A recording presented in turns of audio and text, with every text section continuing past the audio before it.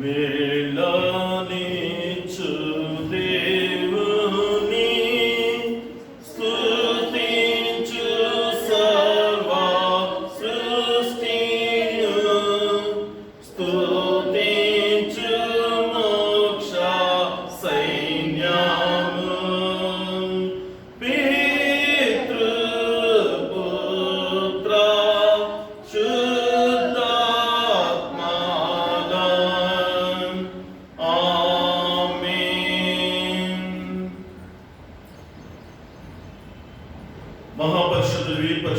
పరిశుద్ధులైన మా ప్రియ పరలోకపు తండ్రి, స్తుతులు స్తోత్రములు మహిమ ఘనత నీకే దేవా.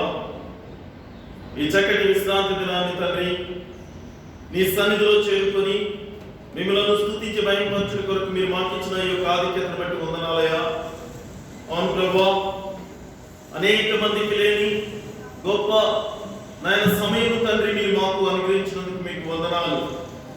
గొప్ప దేవుడివి తండ్రి, చేరువచ్చిన దీనిమైన మమ్మల్ని అందరినీ క్షమించండి. మీ ఎడల మేము చేసిన ప్రతి అతిక్రమాన్ని మా ప్రభువా ఈ సమయంలో మా ప్రభువా మేము విడిచిపెట్టుకుని నాయన నీకు ఇష్టమైన బిడ్డలుగా జీవించే కొరకు సిద్ధపడుతుండగా తండ్రి మీ యొక్క కృపా కనికరాలు మాకు తోడుగా ఉంచి మమ్మల్ని నడిపించమని, మరి ముఖ్యంగా మా ప్రభువా తండ్రి యొక్క సబ్బాతు బడి పాటల ద్వారా మీరు మాతో మాట్లాడి తండ్రి మా జీవితములకు ఏది అవసరమో మీరు మాకు అందించినందుకు వందనాలు చెల్లిస్తున్నాం. అదే రీతిగా మా ప్రభువా ఈ యొక్క పరిశుద్ధ రెండవ ఆరాధనలో మీరు మాకు తోడుగా ఉంది తండ్రి.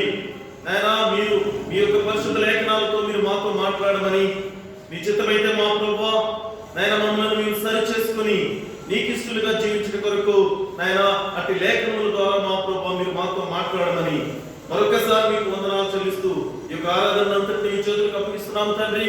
ఆయన మీకు మహిమకరంగా మాకు దీవెనకరంగా ఇది జరిగించమని మీ ప్రియ కుమారుడు మా రక్షకుడైన యేసుక్రీస్తు నామమున అడిగి వేడుకుంటున్నాము తండ్రి. ఆమేన్.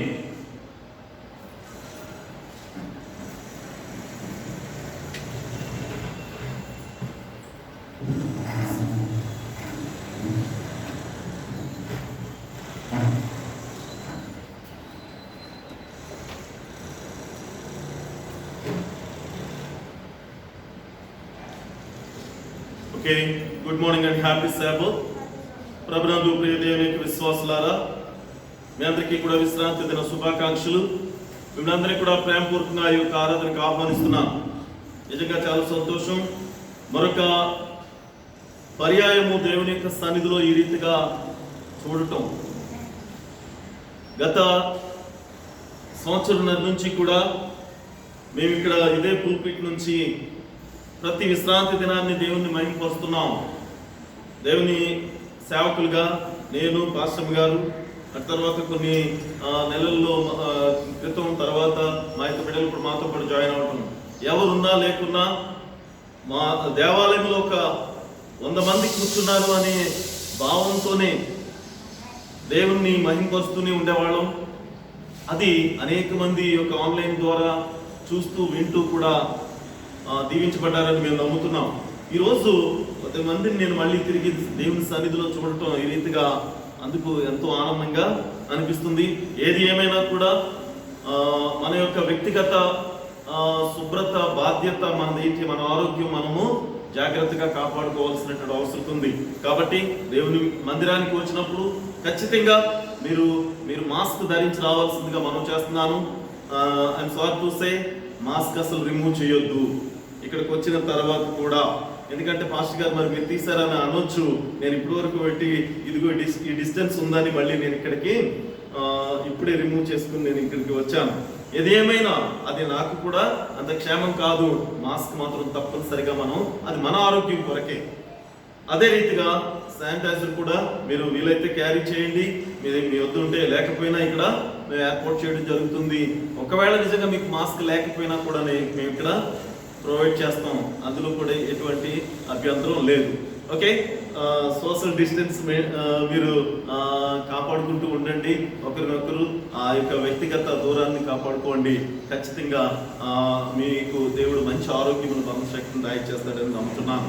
అలాగనే ఆఫ్టర్ లాంగ్ టైం నిజంగా కృష్ణమూర్తి గారి ఫ్యామిలీని చూడటం నాకు చాలా ఆనందం అనిపిస్తుంది. ఎందుకు ముందుగా ఆ మాట చెప్పాలని ఆశిస్తున్నానంటే, ఆయన 2020 అంటే లాస్ట్ ఇయర్ ఐ థింక్ జనవరి ఫిబ్రవరి ఆ టైంలో అనుకుంటున్నాను నేను కదండి. యుఎస్ఏ నుంచి కాల్ వచ్చిందండి. నాకు కాల్ వచ్చేసరికి నాకు తెలుసు కృష్ణమూర్తి గారి వాయిస్ నేను ఎప్పుడు కూడా మాట్లాడుతుంటాం కాబట్టి ఆ వాయిస్ వెంటనే నేను రికగ్నైజ్ చేశాను. కానీ నెంబర్ వేరే కదా, వేరే నెంబర్ నుంచి వచ్చింది. మరి కోడలు అనుకుంటా ఆ రోజు అదే అన్నారు నాతో అనటం. ఎందుకు అంటే వారు అమెరికా వెళ్ళి ఐ థింక్ 2019లో వెళ్ళారా మీరు కదండి, 18లో వెళ్ళారు. 19లో ఆ యొక్క ఇన్సిడెంట్ వలన వారు అక్కడి నుంచి రావడానికి అవకాశం లేదండి. లేకపోయేసరికి నాకు ఆ ఫోన్లో వారు మాట్లాడిన విధానం ఏంటంటే అండి, నిజంగా భయంకరమైనటువంటి దుస్థితి అండి. ఇక్కడ అసలు ఎవరు చూడండి, రోడ్ల మీద ఎవరు కన్నా, ఇక్కడ మన ఇండియాలోనే అలా ఉంది. కానీ ఆ ఫస్ట్ వేవ్లో అమెరికా మరీ ఘోరంగా ఉంది. ఆ సమయంలోనే వారి యొక్క మనవరాలు పుట్టడం అనవటండి హాస్పిటల్లో వేరు. ఆ నిమిత్తమే మీరు అక్కడికి వారి యొక్క కోడలికి సహాయకులుగా ఉండటం కోసం వెళ్ళారు. చూస్తే ఆ ఫోన్ విన్న తర్వాత చాలా భారం అనిపించింది. ప్రార్థన చేసేవాళ్ళం అందరూ తెలుసు కదా, కంట్రీ గురించి అప్పుడు ఉన్నటువంటి పరిస్థితి అలాంటిది. క్షేమంగా దేవుడు తర్వాత వచ్చిన తర్వాత మళ్ళీ నాతో ఫోన్లో మాట్లాడారు. ఇండియాకి వచ్చిన తర్వాత ఈరోజు దేవాలయంలో చూడడం చాలా సంతోషం అండి. కృష్ణమూర్తి గారు అలాగే మిసెస్ కృష్ణమూర్తి గారు ఇద్దరిని కూడా ప్రేమపూర్వకంగా ఆహ్వానిస్తున్నాను. దేవుడు మిమ్మల్ని దీవించి ఆశీర్వదించును గాక. అలాగే మిగిలిన మన సంఘ సభ్యులు జ్యోతి గారు మీరు కూడా అందరినీ కూడానండి. ఎందుకు అంటున్నానంటే ఒకప్పుడు మనందరం ఈ రీతిగా గ్యాదర్ అవ్వలేనటువంటి పరిస్థితుల్లో దేవుడు మనకు చేసిన గొప్ప మేలు. కాబట్టి దయచేసి మీ అందరూ కూడా ముందు చెప్పబడినట్టుగా మీ యొక్క ఆరోగ్యాలు మీరు జాగ్రత్తగా కాపాడుకుంటూ ముందుకు వెళ్ళండి. మనము జాగ్రత్తగా ఉండటం వలన మన ఎదుటి వారికి మంచిదే, మనకి మంచిదే. అలాగనే ముందుగా పాస్టర్ గారు ఇందాక సభాపడి పాఠం ముగింపులో ప్రార్థన చేసిన రీతిగా ప్రతి దినము కూడా ప్రతిరోజు సాయంత్రం 5 గంటల నుంచి 6 గంటల వరకు ఈ యొక్క జూమ్ ద్వారా ప్రేయర్ సెషన్, ఓన్లీ ప్రేయర్ మాత్రమే. పాట పాడుతున్నాం, ప్రార్థన చేస్తున్నాం. అది ప్రతి కుటుంబము కూడా ఆ కుటుంబంలో ఉన్నటువంటి సభ్యులు సమయం ఉంటే అందరికీ అవకాశం వస్తుంది, లేకపోతే కొద్దిమంది కుటుంబంలో ఒకరికి మాత్రమే అవకాశం వస్తుంది. కాబట్టి ప్రార్థనలు ఎక్కువ గడపాలనేటువంటి ఆశతో ప్రారంభించాం. కాబట్టి దయచేసి అందరూ కూడా అందులో పార్టిసిపేట్ చేసి మీరు దీవించబడాలని నా మనమైనది. ప్రార్థన లేనిదే ఒక పెద్ద ఆయన ఒక సేవకులే చెప్పారు ఏమనంటే, అధిక ప్రార్థన అధిక శక్తి, స్వల్ప ప్రార్థన స్వల్ప శక్తి, ప్రార్థన శూన్యం శక్తి శూన్యం. మనకి ప్రార్థన లేకపోతే మనం బలహీనమే. కాబట్టి ప్రార్థనలో గడుపుతాం, ప్రార్థనలోనే మనం జీవిద్దాం. దేవుడు తప్పక మనందరికీ కూడా చక్కటి ఆరోగ్యం దయచేస్తాడని ఆశిస్తున్నాను. కనుక ఆ యొక్క ప్రయత్నాలు దయచేసి జ్ఞాపకం చేసుకోనండి.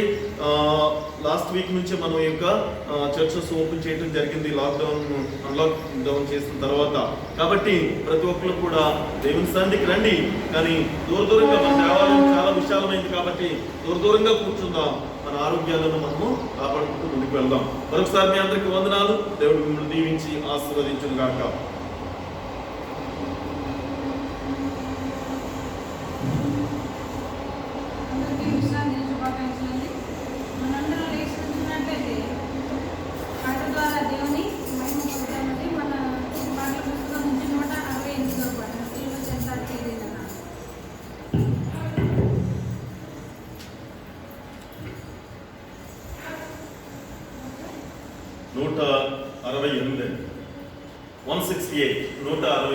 సిలువ చెంత చేరున్నాడు కలుషములను కడిగి వేయి అనే పాట పాడుతూ దేవుని మహిమపడతాం. సిలువ చెంత చేరినాడు కలుషములను కడిగి వేయి, సిలువ చెంత చేరినాడు కలుషములను కడిగి వేయి.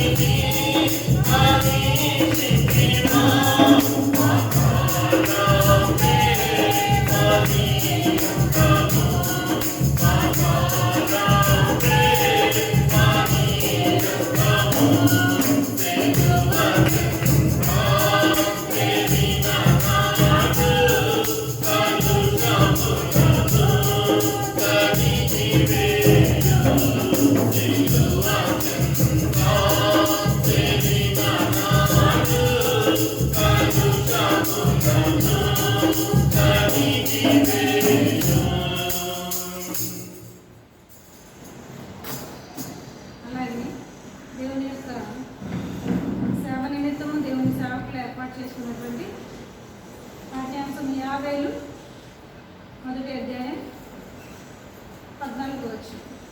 50 మొదటి అధ్యాయం 14 వచ్చు.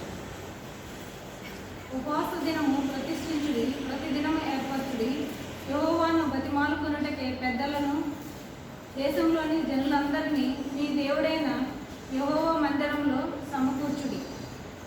దేవుడి వాక్యాన్ని దీవించి ఆశీర్వదించుకున్నాడు. ప్రార్థన చేసుకుంటాం.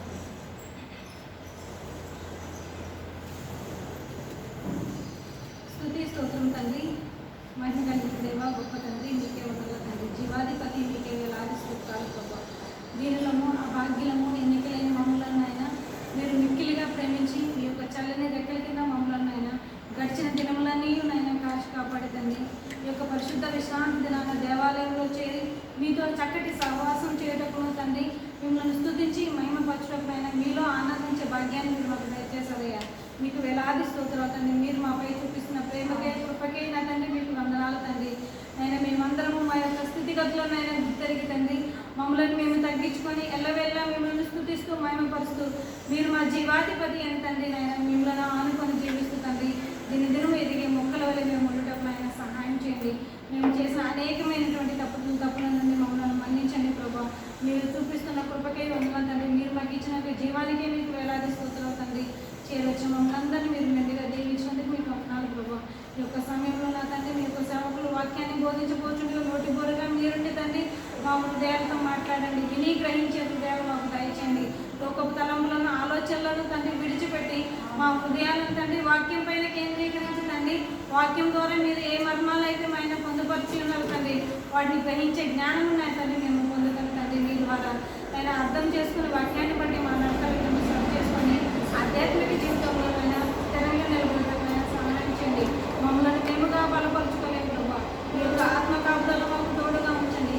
వాక్యం ద్వారా ఆయన మేము అందరూ నా తండ్రి విశ్వాసంలో బలపడతండి. మీ యొక్క రెండో రాకడికి మేము అందరూ నా తండ్రి మమ్మల్ని సిద్ధపరచుకుంటాం సహాయం చేయండి. పరిశుద్ధ విశ్రాంతి దినదీవులు మా పైన మీరే ఎంతో కుమరించమని మీరే మహిమా గంట ప్రభావాలు పొందుకుంటూ మీ యొక్క ఆశీర్వాదాలకు మమ్మల్ని అభివృద్ధిగా చేయమని యేసునామం పెట్టి అడిగి వేడుకలు ప్రార్థన చేస్తున్నాను తండ్రి. ఆమేన్.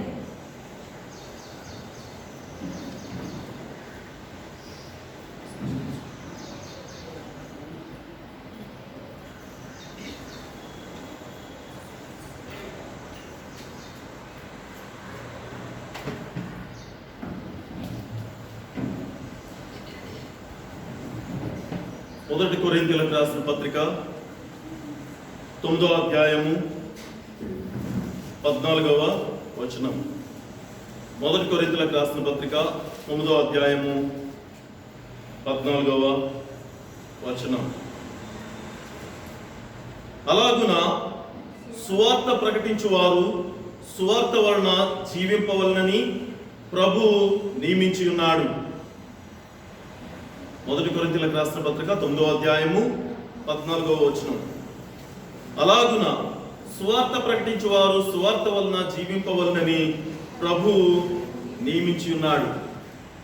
దేవుని యొక్క సేవకులు కానీ ఆయా ప్రాంతాల్లో దేవుని యొక్క మందిరాలు నిర్మాణంలో కానీ దేవుని యొక్క సువార్త సేవా భాగంలో అనేక విద్యాలయాలు కానీ వీటన్నిటిని కూడా నిర్మించుటలోను అలాగనే సేవకులు పోషణలోను దేవుడు ఏర్పాటు చేసినటువంటి క్రమం అది. కాబట్టి ఈ సమయంలో వారి యొక్క పోషణ నిమిత్తమై దేవుని యొక్క సువార్తను ఇంకా ఘనంగా జరిగించుటలో మనందరం కూడా పాలుభాగస్తులు ఒకటి కొరకు దేవుడు మనకిచ్చినటువంటి సర్వ సంపదను బట్టి దేవునికి దశంభాగములు, పుట్టినదిన కానుకలు, కృతజ్ఞత కానుకలు దేవునికి ఇప్పుడు సమర్పిస్తుండగా ఒక ప్రత్యేకమైనటువంటి పాట పాడి దేవుని మహిమపరచవలసిందిగా పాస్టర్ గారిని వారిని పిలుస్తున్నాం. దయచేసి వారు ముందుకు వచ్చినప్పుడు ఈ యొక్క కానుకలు దేవునికి మనము సమర్పించుకుందామండి.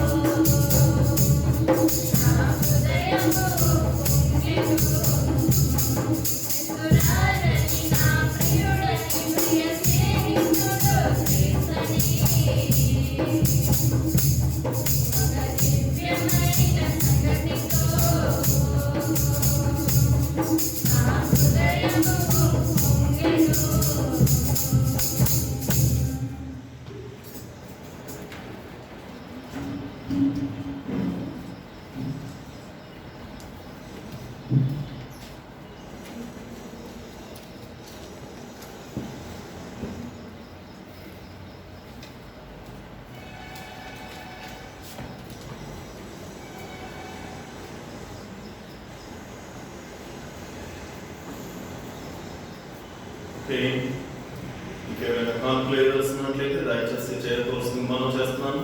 లేని ఎలా దయచేసి అందరూ కూడా లేచి నిలబడినట్లయితే మన మధ్యలో ఉన్నటువంటి దేవుడు జ్యోతి ప్రసాద్ గారు కాన్పుల నిమిత్తం ప్రార్థన చేయవలసిందిగా ఆహ్వానిస్తున్నాం. జ్యోతి ప్రసాద్ గారు ప్లీజ్.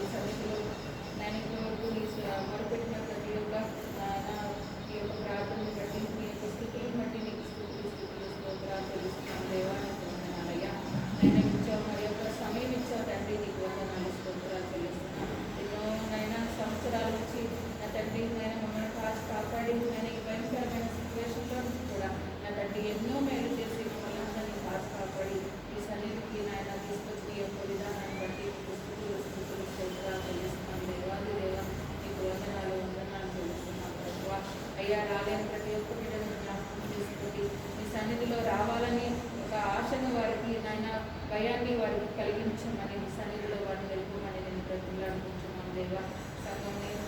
సంఘం బిడ్డలో ప్రతి ఒక్కరిని కూడా జ్ఞాపకం చేస్తున్నారు తండ్రి. నీకు వందనాలు తండ్రి. ఎంతో దేవానికి ఇచ్చిన ప్రతి కాంతిని బట్టి నా తండ్రి నాయన నీ కృపను బట్టి ఆయన నీకు స్తుతులు స్తోత్రాలు చెల్లిస్తున్నాం దేవా. ఇచ్చిన ప్రతి ఒక్క బిడ్డని ఆశీర్వదించండి. ఇచ్చిన ప్రతి ఒక్క కానుకను కూడా మీరు దీపించి ఇంకా రోజులు పొందంతగా ఆశీర్వదించమని నీకు మొదలుపెడుతున్నామయ్యా. నీకు ప్రతిలాడుకుంటున్నాం ప్రభా. కేవలం అదంతా కూడా నీ కృప తండ్రి. నీకు వందనాలు స్తోత్రాలు చెల్లిస్తున్నామయ్యా.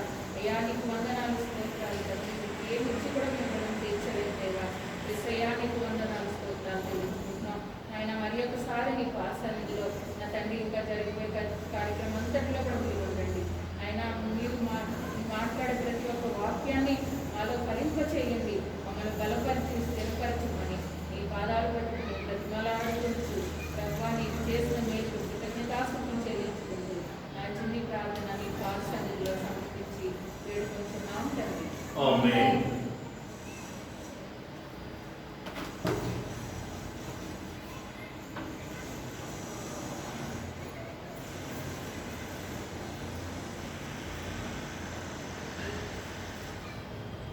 Okay, once again, good morning and happy Sabbath. ప్రభునందు ప్రియ దేవునికి విశ్వాసులారా, మరొకసారి మీ అందరికీ కూడా ఈ యొక్క విశ్రాంతి దిన శుభాకాంక్షలు తెలియపరుస్తూ మిమ్మల్ని అందరినీ ప్రేమపూర్వకంగా ఈ యొక్క ఆరాధనకు ఆహ్వానిస్తున్నాం. అందరూ బాగున్నారు కదా? దేవుని యొక్క కృపా కనికరాలకు మనం ఎప్పుడు కూడా ఆశీర్వాదాలకు యోగ్యులుగానే ఉంటాం. ఎందుకంటే దేవుని చిత్తాన్ని జరిగించే బిడ్డలుగా ఉన్నప్పుడు. నిజమండి. ఎందుకంటే ఆయా ప్రాంతాల్లో ఎంతో మందిని వారి వద్ద నుంచి వస్తున్నటువంటి ఆ యొక్క వర్తమానాలు వింటున్నప్పుడు ఎంతో భయంకరమైనటువంటి దినాల్లో మనం జీవిస్తున్నామని తెలిసింది. అలాంటి స్థితిలో కూడా దేవుడు మనలను ఆయన భద్రపరిచినటువంటి స్థితి చూసినప్పుడు, ఆ అనుభవం మన జీవితాల్లో ఎదురైనప్పుడు ఎంత గొప్ప సర్వశక్తిమంతుడు మనకున్నాడు, ఎంత గొప్ప దేవుడు మనకి ఉన్నాడు అనేటువంటి ఆ యొక్క అష్యూరెన్స్ తో ప్రియ సహోదరి సహోదరులారా, ఈరోజు మనందరము దేవుని సన్నిధిలో చేరుకుని ఉండగలిగామని తెలియపరుస్తున్నాం.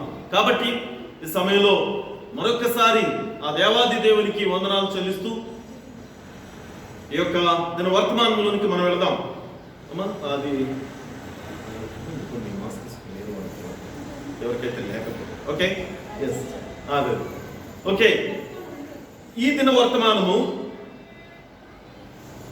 మనందరికీ తెలుసు. పరిశుద్ధ లేఖనాల్లో అనేక మార్లు వారికి కలిగినటువంటి శ్రమను బట్టి, వారికి కలిగినటువంటి దుస్థితిని బట్టి వారందరూ కూడా చేసిన పని ఏంటి అనేటువంటిది మనం ఒకసారి జ్ఞాపకం చేసుకోవాలి. ఏంటి ఆ పని అంటే, ప్రతి దుర్భరమైనటువంటి పరిస్థితుల్లో కూడా, ఎదురవుతున్నటువంటి శోధన శ్రమల పరిస్థితుల్లో కూడా వారు ఏం చేసేవారంటే,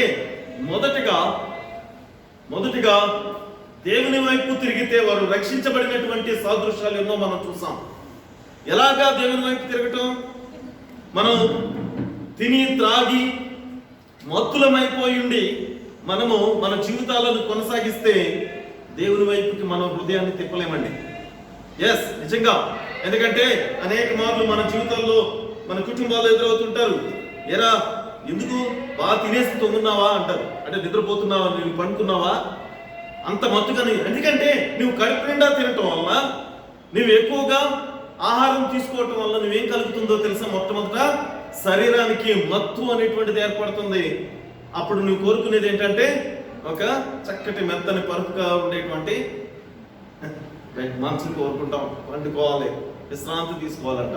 ఏం చేసేసావు విశ్రాంతి తీసుకోవడానికి? ప్రియ సహోదరి సహోదరుడా, నిన్ను నీవే సోమరితనంతో నిన్ను నీవే బలహీనపరుచుకుంటూ నువ్వేమవుతున్నావంటే ఆత్మీయ బలహీనతలోకి వెళ్ళిపోతున్నావు. దినము కూడా ఈ శారీరకమైన బలాన్ని పొందుకుంటూ. సరే పాస్టర్ గారు చాలాసార్లు వ్యాయామం చేయడం వల్ల మరి మీరు బలంగా ఉంటారని చెప్పారు కదంటే, నిజమే. నువ్వు తిన్న ఆహారమును నువ్వు వ్యాయామం చేయడం ద్వారా ఏమవుతుందంటే, నీకు ఎంతవరకు అవసరమో నీ శరీరానికి అంత మాత్రమే ఉంటుంది. మిగిలినంతా చెమట రూపంలో కరిగి బయటికి పోతుంది. కాబట్టి నీవు నార్మల్గా ఎప్పుడూ యాక్టివ్గానే ఉంటావు, మెలకుగానే ఉంటావు, మత్తు అనేటువంటిది రాదు. కాబట్టి ఓ రకంగా మనం చూస్తే ఈ ఉపవాసం చేయటం అనేటువంటిది మనకి ఆరోగ్యానికి చాలా మంచిదండి. స్పిరిచువల్గా ఇప్పుడు మాట్లాడదాం మనం ఒకవేళ, కానీ శారీరకంగా మాత్రం మనకి అది చాలా అవసరం. కాబట్టి ఈ రోజు దేవుని యొక్క వర్తమానం మనం ఉపవాసము మరియు ప్రార్థన, ఫాస్టింగ్ అండ్ ప్రేయర్లో మనం ఏ రీతిగా ఎదగాలనేటువంటి తలంపుతో మనము ముందుకు వెళ్ళటం అనేటువంటిది జరుగుతుంది. చదవబడినటువంటి వాక్యాన్ని మనం చూసినప్పుడు యోవేలు 1వ అధ్యాయము 14వ వచనం మనం చూద్దామండి. యోవేలు 1వ అధ్యాయం 14వ వచనం దయచేసి చదవం. ఉపవాస దినమును ప్రతిష్ఠించుడి, ప్రతిదినమును ఏర్పరచుడి, యెహోవాను ప్రతివారు కొరకై పెద్దలను దేశములోని జనులందరినీ మీ దేవుడైన యెహోవా మందిరములో సమకూర్చుడి. ఓకే, ఏమంటున్నారు ఇక్కడ మనం చూస్తున్నాం కదండి. ఉపవాస దినమును ప్రతిష్ఠించండి, వ్రత దినాన్ని ఏర్పరచండి. ఎందుకంటే ఉపవాస దినాన్ని ఎందుకు ప్రతిష్ఠించాలి? కలిగినటువంటి శ్రమను బట్టి, వారికి కలిగినటువంటి శోధన బట్టి ఇక్కడ మనం చెప్తున్నాడు. నీకు కలిగిన భయంకరమైనటువంటి పరిస్థితి నుంచి నువ్వు తప్పించబడాలంటే నువ్వు మొట్టమొదటి చేయాల్సింది ఏంటంటే తినేసి తాగేసి నిద్రపోవటం కాదు. ఒకడు ఏమంటున్నాడట, సర్వలోకాన్ని సంపాదించేసి ప్రాణాన్ని పోగొట్టుకుంటే ప్రయోజనం ఏంటి అని ఒక గురించి ఉపమానం చెప్పబడుతుంది. మరొకడు ఆయనకి కావలసిన తరతరాలకి కావలసిన సంపద అంతా సంపాదించుకొని కొట్లలో స్టోర్ చేసుకుని పెట్టుకున్నాడు, దాచిపెట్టుకొని ఆ రాత్రి పండుకొని అంటున్నాడు ఏమని, నా ప్రాణమా తినుము తాగుము సుఖించుము. అసలు ఈ మాటలు చెప్తున్నప్పుడల్లా కూడా రాబోయేటువంటి దుర్దినం గురించి మనం వెంటనే గుర్తు చేసుకోవాలి. నువ్వు అన్నావురా బాబు సుఖపడు, తిను తాగు సుఖించు అంటున్నావు, కానీ నెక్స్ట్ గడియ ఏమవుతుందో ఒకసారి నీకు తెలుసా? అది తెలిసినప్పుడు తిను తాగు సుఖించు అని మాత్రం అను. నా ప్రాణమా కొంచెం సేద తీర్చుకోను ఇప్పుడు అను. ఇందాక పాస్టర్ గారు సభాపడి పాఠంలో ఒక మాట చెప్పారు, దేవుని యొక్క విశ్రాంతి దినాన్ని దేవుని సన్నిధిలో గడపడానికి సమయం నాకు సరిపోలేదండి, వంట త్వరగా అవ్వలేదండి, లేకపోతే అప్పుడే మా ఇంటికి బంధువులు వచ్చారండి, నేను ఎన్నో సాకులు చెప్తున్నారు అని చెప్పారు ఆమె. అక్కడ అంటే ఆమె ఏవో కల్పించుకుని చెప్పినవి మనం కాదు, కానీ అనేక మంది వారు తప్పించుకోవటానికి చెప్పే మాటలు అవన్నీ విశ్రాంతి దినాన్ని దేవుని యొక్క సన్నిధికి రావటానికి రాలేకపోయి దాన్ని మేరటం కొరకు చెప్పే మాటలు అవన్నీ. కానీ మరి ముందు రోజే సిద్ధపడి దినమని చెప్పబడుతున్నట్టు నువ్వు వీళ్ళందరూ వచ్చినప్పుడు నేను తప్పగా నా దేవుని యొక్క సన్నిధికి వెళ్ళి దేవుని మహింపరచాలి, దేవుడు నాకు గత వారం అంతా కూడా దేవుడు చేసిన మేలుకు ఆయనకు స్తుతులు చెల్లించాలి, దేవుని యొక్క సన్నిధికి వెళ్ళి నాకు కలిగిన ఈ యొక్క శోధన శ్రమ నుంచి నన్ను తప్పించమని దేవునికి విజ్ఞాపన చేయాలని ఏ రోజన్నా నీ ఇంటికి వచ్చిన బంధువులకి చెప్పి నువ్వు దేవుని సన్నిధికి వస్తున్నావా? ఏ రోజన్నా నీ వంట అంతా ఇప్పుడు తొందరగా ముగించుకుని. ఈ రోజు నిజంగా నేను కూడా భయపడ్డానండి, ఎందుకంటే అలవాటు అయిపోయినాయి కదా, పొద్దున్నే ఏదో చిన్న బ్రేక్ఫాస్ట్ తీసుకోవటం లేకపోతే ఇలాగా సిద్ధపడి వచ్చేద్దాం అన్నారు. ఎప్పుడు కూడా అంటే ఏదో ఒక టైంలో చేసేవాళ్ళం, కానీ శాబత్ రోజే ఫాస్టింగ్ ఉండాలనే ఆలోచన ఎప్పుడు పెట్టుకోలేదు. సరిగా చెప్పేవారు మాకు కూడా, కానీ గట్టిగా మనం దేవుని యొక్క స్వార్థ సేవలో మనం ఎక్కువతో మాట్లాడుతుంటాం, లేకపోతే ఇవన్నీ అని బలహీనం అవ్వద్దు అనే ఆలోచనతో అట్లీస్ట్ బ్రేక్ఫాస్ట్ తీసుకుని వచ్చేసేవాళ్ళం. ఈరోజు పిల్లలతో సహా అందరూ ఉందామంటే అప్పుడు అనిపించింది మనం ఎంత అక్కడ అంత గట్టిగా మనం దేవుని యొక్క వర్తమానాన్ని బోధించగలుగుతామా అనే ఆలోచన. కానీ దానికంటే ఎక్కువ దేవుడు ఆయన యొక్క బలాన్ని మనకు అందిస్తున్నాడు. నేను అందుకే అన్నాం, వంట అవసరతలో అక్కడ మనం ఏమీ చేసుకున్నా కూడా, అంటే ఈ రోజు తొందరగా వచ్చామా మనం పోనీ అని కాదే, ఏం వంట చేసుకోకపోయినా సేమ్ అదే టైం అయితే మనం ఎన్ని గంటలకు ప్రారంభించాలో అంతే సమయానికి ప్రారంభిస్తున్నాం. అలాగే మిగిలిన విశ్రాంతి దినాల్లో అనేక దినాలు మనం దేవుని సన్నిధిలో గడిపినప్పుడు వంట చేసుకునే మనం వస్తున్నాం దేవుని సన్నిధికి. అంత మాత్రాన మనం ఆలస్యంగా వస్తున్నామా? ఈ రోజు తొందరగా వచ్చామా? ఆ రోజు ఆలస్యంగా వచ్చామా? లేకపోతే ఆ రోజు తొందరగా వచ్చి ఈ రోజు ఆలస్యంగా వచ్చామా? ఇది మనం ప్రశ్నించుకున్నప్పుడు మనము సిద్ధపరచుకునేటువంటి ఆ యొక్క పనులు మనం ఏర్పాటు చేసుకునేటువంటి విధానాన్ని బట్టే మనం దేవుని యొక్క సన్నిధికి వెళ్ళగలుగుతాం. కానీ దాన్ని తప్పించుకోవాలంటే మాత్రం ఈ యొక్క సాకులన్నీ చెప్తాం. మొన్న అదే అన్నాం, ఏదో రకంగా మనము తీసుకున్న నిర్ణయాన్ని బట్టి దాన్ని సమర్థించుకోవటానికి ఎన్నో సాకులు చెప్తుంటాం. అదే ఇది మనం చేస్తున్నటువంటిది. కాబట్టి ఇక్కడ మనము కలిగినటువంటి శ్రమ అంతటిని కూడా తప్పించుకోవాలంటే మాత్రం ఖచ్చితంగా మనం ఉపవాస ప్రార్థన చాలా బలాన్ని ఇస్తుందంటూ ఒక మాట మన యూజువైటమ్ గారు చెప్తున్నటువంటి మాట ఏంటంటే, మనం ఉపవాసం ద్వారా చేసే ప్రార్థన మరి ఎక్కువగా దేవునికి చేరుగా మనల్ని చేరుస్తుందటండి. మన యొక్క కాన్సన్ట్రేషన్ అంతా ఆయన వైపే ఉంటుందట, దేవుని వైపు. అలా అని తర్వాత కొన్ని వచనాలు మనం చూస్తే ఆ ఉపవాసం ద్వారా మనం దేవుని ప్రార్థించడం వల్ల దేవుని యొక్క మహాశక్తి దేవుడు మనకు అనుగ్రహిస్తాడట. అంటే మనల్ని ఆ శక్తివంతులుగా చేస్తూ ఆయన యొక్క కృపా కరికరాలకి మనల్ని యోగ్యుల్ని చేస్తాడు. మనకి కలిగినటువంటి శోధన శ్రమ నుండి ఆయన మనల్ని తప్పించడానికి ఆయన శక్తిని మనకి అనుగ్రహిస్తాడట. దీనిని బట్టి ఉపవాస ప్రార్థన ఎంత ఉపయోగకరమైనటువంటిదో మనం ఈరోజు నేర్చుకోబోతున్నాం. ఇక్కడ యోవేలు ఇస్తున్నటువంటి పిలుపు అదే. దేశం యొక్క తీవ్రత అంతా చూశాడు, ఆ దేశమంతా పాడైపోయినటువంటి పరిస్థితిని చూశాడు.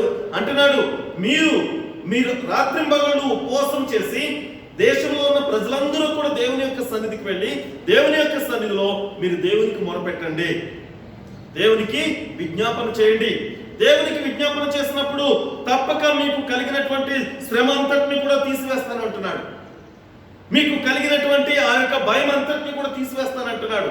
మీకు కలిగినటువంటి ఏ విధమైనటువంటి శోధనైనా కూడా దాన్ని తీసివేస్తానంటున్నాడు. అది జరిగినది అనేక యొక్క పరిశుద్ధ గ్రంథంలో పర్యాయాలు మనం చూసాం. కాబట్టి ప్రియ సహోదరి సహోదరుడా, ఈ యొక్క ఉపవాస ప్రార్థన ద్వారా దేవుని యొక్క మహాకృపను మనం ఎలా అయితే పొందుకుంటామో అలాగే మనం రక్షించబడటానికి కూడా అది చాలా మార్గమే ఉన్నది. ఎక్కువ సమయం దేవునితో గడపడానికి ఈ వంటలు ఏమి ఉండవు కదా, ఇంకా చాలా సంతోషం అన్నమాట. దేవునితోనే ఎక్కువ సమయం గడుపుతాం. ఇంకా నిద్ర రాదు కదా, కడుపు పక్క ఖాళీగా ఉంటే నిద్ర ఎక్కడ వస్తుంది కదండి. ఒకవేళ పండుకున్నా కూడా మళ్ళీ నిద్ర పడద్దండి, మెలకు వచ్చేస్తుంది. ఇక్కడ ఎక్కడ ఆకలి కదా. దేవుడిచ్చేటువంటి జీవాహారము, దేవుడిచ్చే జీవజలము కదండి, దేవుడిచ్చేటువంటి ఆ సమృద్ధి అంతా కూడా మనం పొందుకున్నప్పుడు సంపూర్ణమైనటువంటి బలాన్ని మనం పొందుకుంటూ దేవుణ్ణి మహింపరచడానికి మన యొక్క తప్పు ఒప్పులు ఏంటో కూడా మనము విచక్షించడానికి చాలా అవకాశం కలుగుతుంది. ఈ మాట ఎందుకు అంటున్నానంటే, ఎప్పుడైతే చీకటి ఎప్పుడైతే మనకి మత్తుగా ఉంటుందో అప్పుడే ఎక్కువ పాపాలకు మనము బానిసలు అవుతామండి. పాపం అనేటువంటిది ఎప్పుడు కలుగుతుంది చేస్తామంటే చీకటిలోను మత్తులో ఉండగా.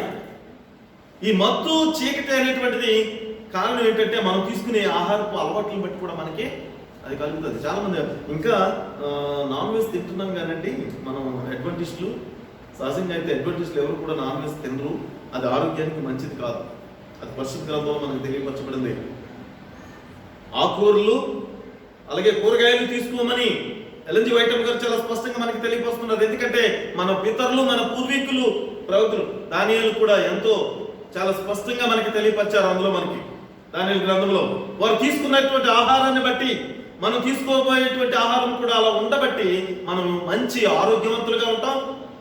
ఎందుకంటే నాన్ వెజ్ తీసుకోవటం వలన అనారోగ్యులు అయిపోతారని కాదు, కానీ దానివల్ల ఇందాక నేను చెప్పినట్టుగా మన శరీరం అంతా కూడా ఏమవుతుందంటే మత్తుగా తయారవుతుంది, భారంగానే తయారవుతుంది. ఈ యొక్క కూరగాయలు ఆకుకూరలు తీసుకున్నటువంటి వారు అంత లైట్ వెయిట్గా ఈ యొక్క మాంసాహారం తీసుకున్నటువంటి వారు ఉండరండి. వారు చాలా బరువుగా ఉంటారు. ఎక్కువ ఆహారం రుచిగా ఉంటుంది, మరి ఎక్కువ తింటారు. ఏమో పచ్చిగా ఏముండదు, ఎప్పుడు ఆ తోటకూర పాలకూరైనా అంటారు. ఇంటికాడ ఉండే స్త్రీలకు మీకు తెలుసు, ఇంటికి రాగానే పురుషులు అనే మాట అదే, ఎప్పుడు ఇవేనా అనే భావంతో. కాబట్టి మనం తీసుకునే ఆహారాన్ని బట్టి మనము, ఎందుకంటే ఆ మాట ఎందుకు చెప్పబడుతుందంటే ఆ మత్తులో మనం చేసేటువంటి తప్పిదాలు అదే. నీవు తీసుకునే ఆహారాన్ని బట్టి నీవు మెలకువగాను ఉంటావు. నువ్వు చేస్తున్నది తప్పు ఒప్పు ఏంటో విచక్షించే జ్ఞానము నీకు కలుగుతుంది. దేవుడు నీకు అనుగ్రహిస్తాడు. దానిని బట్టి నువ్వు సక్రమైన మార్గంలో వెళ్ళటానికి నీకు అవకాశం కలుగుతుంది. చాలా మంది దేవాలయానికి వచ్చి కూడా మరి నిద్రపోతారు. కారణం ఏంటో తెలుసు, కంప్లీట్గా ఫుల్గా నింపుకొని మన యొక్క కావాల్సిన ఆహారం శుభ్రంగా తీసుకొని ఫ్యాన్ దగ్గర కూర్చుంటాం. వెళ్ళి కూర్చుంటే నిద్ర దానంతటా అది రాక ఏం చేస్తుంది చెప్పండి కదా. అన్ని రకాలుగా మాస్టర్ గారు చక్కటి వెంటిలేషన్ ఉందా, విండోస్ తీసి పెట్టారా లేదు, కొన్ని దేవాలయాలు అయితే ఏసీ కూడా పెడుతున్నారు ఇప్పుడు. ఇంకా కదండి, ఇంకా సుఖ సమృద్ధిగా ఉండాలని. అవన్నీ తప్పు అని నేను అనట్లేదు, కానీ ఎందుకు అంటున్నాడు? అలాంటి దేవాలయాల్లో కూడా లైట్ వెయిట్ గా తీసుకునే ఆహారం అంటే కావలసినంత మట్టుకు తీసుకుని వచ్చి మెలకుగా ఉండి ప్రార్థన దేవుని స్థుతించేవారు ఉన్నారనుకోండి. కాబట్టి నేను ఆ అవసరతలు నేను తప్పు పట్టట్లేదు, కానీ మనము దేవుని సన్నిధికి వచ్చింది అసలు దేనికి? దేవుని సన్నిధికి వచ్చింది ఆయనకు మొరపెట్టడానికి, మన హృదయాన్ని ఆయన ముందర కుమ్మరించడానికి మనం వచ్చాం. దేవుని సన్నిధికి అంత దూరాల నుంచి ప్రయాసపడి గత వారం నుంచి కూడా మనం ఎదురు చూస్తున్న విశ్రాంతి దినం మనకి ఎప్పుడు మనం ఎదుర్కొని దేవుని సన్నిధికి వెళుతామా? ఎందుకంటే అనేక మందికి దొరకలేదండి సమయం. అనేక మంది రాలేకపోయారు. అనేక మంది ఈరోజు మంచాల మీద ఉండి, అనేక మంది అసలు సజీవంగా లేకుండా ఉండి ఈరోజు దేవుని సన్నిధికి వెళ్దామంటే వారికి వీలవుతుందా? లేదే. కాబట్టి ప్రియ సహోదరి సహోదరుడా, దేవుడు నీకు ఇచ్చినటువంటి సమయాన్ని ఎలా సద్వినియోగపరుచుకుంటున్నావు? కాబట్టి ఎజ్రా మనకు ఒక మాట ఇక్కడ తెలియపరుస్తున్నాడండి. ఎజ్రా 8వ అధ్యాయము 23వ వచనాన్ని ఒకసారి మనం చూద్దామండి. ఎజ్రా 8వ అధ్యాయము 23వ వచనం. మేము ఉపవాసం నుండి ఆ సంగతిని బట్టి మా దేవుని వేడుకొనగా ఆయన మా మనవిని అంగీకరించెను. మేము ఉపవాసం ఉండి విశ్వాసముతో ఎజ్రా నెహెమ్యా కదా, మొదటి దినవృత్తాంతాలు, రెండవ దినవృత్తాంతాల తర్వాత అండి. ఫస్ట్ క్రానికల్, సెకండ్ క్రానికల్ తర్వాతే ఎజ్రా. ఓకే, అనేక మంది కొంచెం ఎందుకంటే చిన్న బుక్ లేదా కొంతమందికి వర్డ్స్ కొంచెం ఎప్పుడు కీర్తనలు మనం యెషయా ఇవైతే తొందరగా తీసేయగలుగుతాం. ఎజ్రా 8వ అధ్యాయం 23వ వచనం. ఆ సంగతిని బట్టి మా దేవుని వేడుకొనగా ఆయన మా మనవిని అంగీకరించను. ప్రియ సహోదరి సహోదరులారా, ఇక్కడ మనకి తెలియపరిచేటువంటి గొప్ప మర్మం ఏంటంటే, మేలు కలుగుటగా ఆయనను ఆశ్రయించు వారందరికీ ఆయన మా దేవుని యొక్క హస్తం ఎప్పుడు కూడా తోడుగా ఉంటుందనేటువంటి గొప్ప అష్యూరెన్స్ మనం ఇక్కడ చూస్తున్నాం. ఎందుకంటే మనం ఎప్పుడు కూడా మన మీదకి వచ్చేటువంటి ఆ ఉగ్రత, మన మీదకి రాబోతున్నటువంటి ఆ శోధన, శ్రమ, ఆ రోగము తొలగిపోవాలంటే మాత్రం నీవు మొట్టమొదట దేవుని వైపుకు తిరుగు. ఎజ్రా 8వ అధ్యాయం 23వ వచనం. ఆ సంగతి ఎందుకంటే వారికి కలిగినటువంటి వారి దృష్టికి వచ్చినటువంటి అంటే శ్రమ ఒకటి దాని గురించే చెప్పట్లే, సంఘం గురించి ఎంతమంది ఉపవాసం ఉండి ప్రార్థన చేస్తున్నాం? సంఘం గురించి ఎంతమంది ఉపవాసం ఉండి ప్రార్థన చేస్తున్నాం? అలాగే కుటుంబం గురించి ఎంతమంది ఉపవాసం ఉండి ప్రార్థన చేస్తున్నాం? నా భార్యను రక్షించండి, నా భర్తను రక్షించండి, దేవా నా బిడ్డలను సక్రమైన మార్గంలో నడిపించాయని ఎంతమంది మనం ఉపవాసం ఉండి ప్రార్థన చేస్తున్నాం? ఎందుకంటే ఆ ఉపవాసం ద్వారా మనం దేవునికి మరీ చేరువుగా చేరుతున్నాం. మన శరీరాన్ని మనం నలగొట్టుకోవటం ద్వారా మన శరీరాన్ని మనము తగ్గించుకుంటున్నామండి. మనమే దేవుని యొక్క సన్నిధిలో మనమే తగ్గింపు స్వభావంతో ఆయన ముందుకు నిలబడుతున్నాం. నా కుమారుడు నా కుమార్తె ఎంతగా దీనంగా నా ముందర మోకరిల్లి ప్రార్థిస్తున్నారని దేవుని యొక్క దృష్టి అంతే కూడా నీ వైపుగా ఉండి నిన్ను దేవుని యొక్క ఆశీర్వాదాలకు యోగ్యురాలుగా ఆయన పిలువబోతున్నాడు అని నీకు తెలుసా? ఎందుకంటే మనం యోనా కథ మనం విన్నామండి అనేక మార్లు. యోనా నినివే పట్టణానికి కలిగినటువంటి దుస్థితిని గురించి దేవుడు తెలియపరచమని యోనాను పంపించినప్పుడు అక్కడ ఉన్నటువంటి ఆ రాజు కానీ అక్కడ ఉన్నటువంటి ప్రజలు కానీ ఈయన యొక్క వర్తమానం విన్న తర్వాత వారు మొట్టమొదటి చేసిన పని అదే. ఆ దేశమంతటిని కూడా ఆయన ఏం చేశాడండి? ఉపవాస దినంగా ప్రకటించేశాడు. ఉపవాసంలో మీరు ఉండండి, దేవునికి మీరు దగ్గరగా చేరువుగా ఉండండి అని ఆయన చెప్పేసి ఆయన ఎక్కువ ఆహారం తీసుకుంటూ సంతోషంగా రాజభవనంలో లేడు. ఆ రాజు కూడా ఏం చేశాడు? ఆ సింహాసనం నుంచి దిగి వచ్చేసి ఆయన కూడా ఆ రాజ వస్త్రాలు అంటే చాలా విలువ గల వస్త్రాలు కదండి, వాటన్నిటిని కూడా తీసివేసి గోనె పట్ట కట్టుకొని బూడిదలో కూర్చున్నాడండి. కూర్చొని అంటే ఎంత తగ్గింపో అక్కడ మనం చూస్తున్నాం. దేవుడికి మొరపెడుతున్నాడు. దేవుడు ఎంత ప్రేమమయుడో చూసారా? ఎప్పుడైతే ఆ యొక్క ఉగ్రత వారి మీదకి రాబోతుందని ప్రకటించమని చెప్పారో, ఎప్పుడైతే వారు హృదయాన్ని మార్చుకొని మళ్ళీ దేవుని వైపు తిరిగారో, వెంటనే వారి యొక్క మొర విని దేవుడు వారిని రక్షించినట్టు మనం అక్కడ చూస్తున్నాం. యోనాకు కోపం వచ్చేసింది. నేను వెళ్ళనంటే నన్ను బలవంతంగా పంపించావు, కానీ నువ్వు చేసింది ఏంటి? వాళ్ళని క్షమిస్తావు నాకు తెలుసయ్యా, ఎందుకంటే నువ్వు ప్రేమమయుడివి, నీవు కరుణామయుడివి, నువ్వు దయామయుడివి, నువ్వు క్షమిస్తావు నాకు తెలుసు కాబట్టి నేను వెళ్ళినా అక్కడ ఏం కాదు, వాళ్ళని క్షమించే దేవుడు అని నేను అనుకుంటే, అంటే అప్పుడు ఒక ఉపమానం కూడా మనం అక్కడ చూసాం. కాబట్టి అంటే ఇక్కడ మనం నేర్చుకోవాల్సినటువంటి గొప్ప మర్మం ఏంటంటే, మనకు కలిగినటువంటి శ్రమను బట్టి మనం అధైర్యపడక, మనకు కలిగినటువంటి ఇబ్బందులను బట్టి మనం భయం చెందక, మనకు ఎదురవుతున్నటువంటి శోధనలను బట్టి మనం ఆందోళన చెందక, మనం ఏం చేయాలంటే మరీ ఎక్కువగా దేవునికి చేరువుగా ఉండాలి. అప్పుడే మనకు కలిగిన ఈ శోధనలన్నింటినీ తీసివేయడానికి ఆయన సర్వశక్తిమంతుడు. ఆయనే మనల్ని రక్షించే రక్షకుడని మనకి దానిని బట్టి మనం అర్థం చేసుకోగలుగుతాం. రే సహోదరి సహోదర, మన ఎదుట మనకి అనేక మంది మన పక్కనే, మన యొక్క గృహాల పక్కనే, మన ఎదుటే అనేక మంది ఈరోజు మన ఎదుట లేదండి. వాళ్ళంతా కూడా సజీవులుగా లేకుండా ఉండకుండా అనేక మంది ఎంతో మందిని చూసాం. మరి వారందరికంటే మనం గొప్పవాళ్ళమనా? వాళ్ళందరికంటే మనం ఏమైనా ధనవంతులు? వాళ్ళందరికంటే మనం ఏమైనా అందగాళ్ళం, అందగత్తులమనా?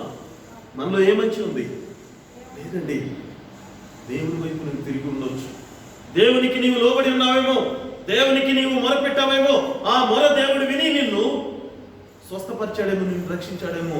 రే సహోదరి సహోదరుడా, దయచేసి మరొకసారి నీలో ఇంకేమైనా బలహీనత సరి చేసుకుని దేవునికి చేరుగా నువ్వు జీవించు.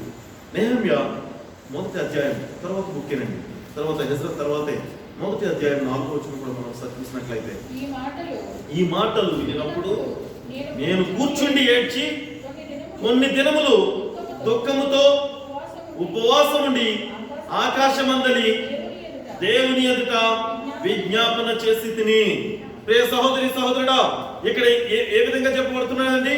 ఎందుకంటే ఆ దేశంలో బహుగా శ్రమ నింద పొందుతున్నటువంటి ఆ పరిస్థితి చూసి, యెరూషలేము యొక్క ప్రాకారం పడదోయబడినది అనేటువంటి ఆ స్థితిని చూసి ఇక్కడ నెహెమ్యా చేస్తున్నటువంటి పనిని మనం ఒకసారి చూస్తున్నాం.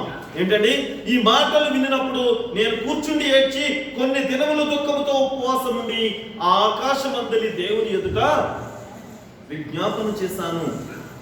ప్రభు, చాలా చోట్ల ఎక్కడో ఏ దేశంలోనో కలుగుతుందని ఈ దేశం వారు మెదకుండా, అంటే కుదురుగా కూర్చోలేదండి. ఫలానా దేశంలో ఫలానా శ్రమ కలిగిందంటే ఖచ్చితంగా మనము మోకరిల్లి ప్రార్థన చేస్తున్నాం. ప్రభు, ఆ సహోదరిని నీవు రక్షించాయా, కాపాడాయా.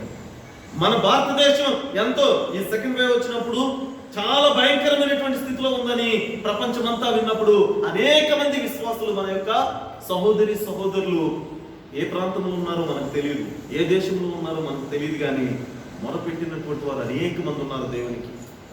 ప్రభా, భారతదేశాన్ని నీవు కాపాడు తండ్రి అని, భారతదేశానికి ఎదురైనటువంటి ఆ యొక్క శ్రమ శోధనని తీసివేయి దేవా అని ప్రపంచ దేశాల నలుమూలలో ఉన్నటువంటి అనేక మంది విశ్వాసులు ప్రార్థన చేశారు. ప్రియ సహోదరి సహోదరు, కనుక ఈరోజు ఆ మొర దేవుడు విన్నాడు.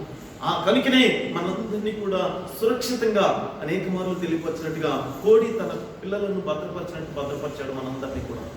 ఈరోజు దేవుని ఆయన సన్నిధికి మళ్ళీ మనందరినీ కూడా పిలుచుకొని ఆయన్ని స్తుతించి మహిమపరిచేటువంటి గొప్ప అవకాశం దేవుడు మనకు అనుగ్రహించాడు. దేవుని వందనాలు చెల్లిస్తున్నాను. దేవుని వందనాలు. సహోదరి సహోదరుడా, మనకి ఎదురయ్యేటువంటి శోధనలో కొన్ని అనుభవాలను మనం చూద్దాం. మొదటిగా ఇక్కడ మనం 1 రాజులు 21వ అధ్యాయంలో ఎదురవుతున్నటువంటి ఒక రాజుకి ఎదురైనటువంటి యొక్క శ్రమను మనం చూస్తున్నాం. ఇక్కడ వారు తెచ్చుకున్నటువంటి గొప్ప శోధనది. ఇక్కడ చూస్తే కూడా 1 రాజులు 21వ అధ్యాయము 1 రాజులు 21వ అధ్యాయము 27వ వచనం నుంచి కూడా చూద్దామండి. 27. ఆహాబు ఆ మాటలు విని తన వస్త్రములను చింపుకొని గోనె పట్ట కట్టుకొని ఉపవాసం ఉండి గోనె పట్ట మీద పరుండి వ్యాకుల పడుచుండగా యెహోవా వాక్కు తిష్బీయుడైన ఏలియాకు ప్రత్యక్షమై ఇలాగూ సెలవిచ్చెను, ఆహాబు, నాకు భయపడి వినయముగా ప్రవర్తించుట చూసితివా? నాకు భయపడి అతడు వినయముగా ప్రవర్తించుట చేత ఆ అపాయము అతని కాలమందును సంభవింపకుండా ఆపి అతని కుమారుని కాలమునందు అతని కుటుంబముల మీదకి నేను దాన్ని రప్పించెదను. ఈ మాట చదువుతున్నప్పుడు ఆయన ప్రార్థించిన స్థితిని మనకి ఇక్కడ తెలియపరచబడుతుంది. అది విన్న తరువాత ఎందుకు ఆయన మీదకి ఆ శ్రమ వచ్చింది? ఒకసారి 25వ వచనం కూడా మనం చూద్దాం. 25వ వచనం, తన భార్య అయిన ఎవరివిడి? అహాబు భార్య యెజబెలు కదా. ప్రేరేపణ చేత యెహోవా దృష్టికి కీడు చేయ తన్ను తాను అమ్ముకొనిన అహాబు వంటి వాడు ఎవ్వడును లేడటండి. ఎలాగంటండి? ఎవరి ద్వారా? తన భార్య యెజబెలు. యెజబెలు గురించి మనకు తెలుసు, ఒక అన్య దేశాల నుంచి వచ్చింది కదా. ఆమె ఈ యొక్క ఇశ్రాయేలు దేవుని యొద్ద వారి మధ్యకు వచ్చి వస్తూ ఆమె తెచ్చుకున్నటువంటి గొప్ప బహుమానం అంటే విలువైన వస్తువులు కూడా మనకు తెలుసు. ఏంటవి? ఏమి వస్తువులు? మరి ఆమెకి విలువైనయే, నిజమే. మరి మనకి బుద్ధి ఉండాలి కదా, ఆహాబుకు ఉండాలి కదా బుద్ధి. ఆమె తెచ్చుకుందని అంటే భార్య మాట వినాలి కాబట్టి లోపడ్డాడు అంటారా? భార్యకి భర్త లోపడాలా, భర్తకి భార్య లోపడాలా? ఎవరంటే పెద్దలు అంటే అలాని భార్యను ప్రేమించొద్దని కదా, ప్రేమించాలి. కానీ ఆమె తీసుకొచ్చినటువంటి విగ్రహాలను కూడా సంకరం పెట్టుకోమని కాదు ఇక్కడ. ఆమె తీసుకొచ్చినటువంటి చెడును కూడా ఈయన భుజాన్ని వేసుకోమని కాదు ఇక్కడ.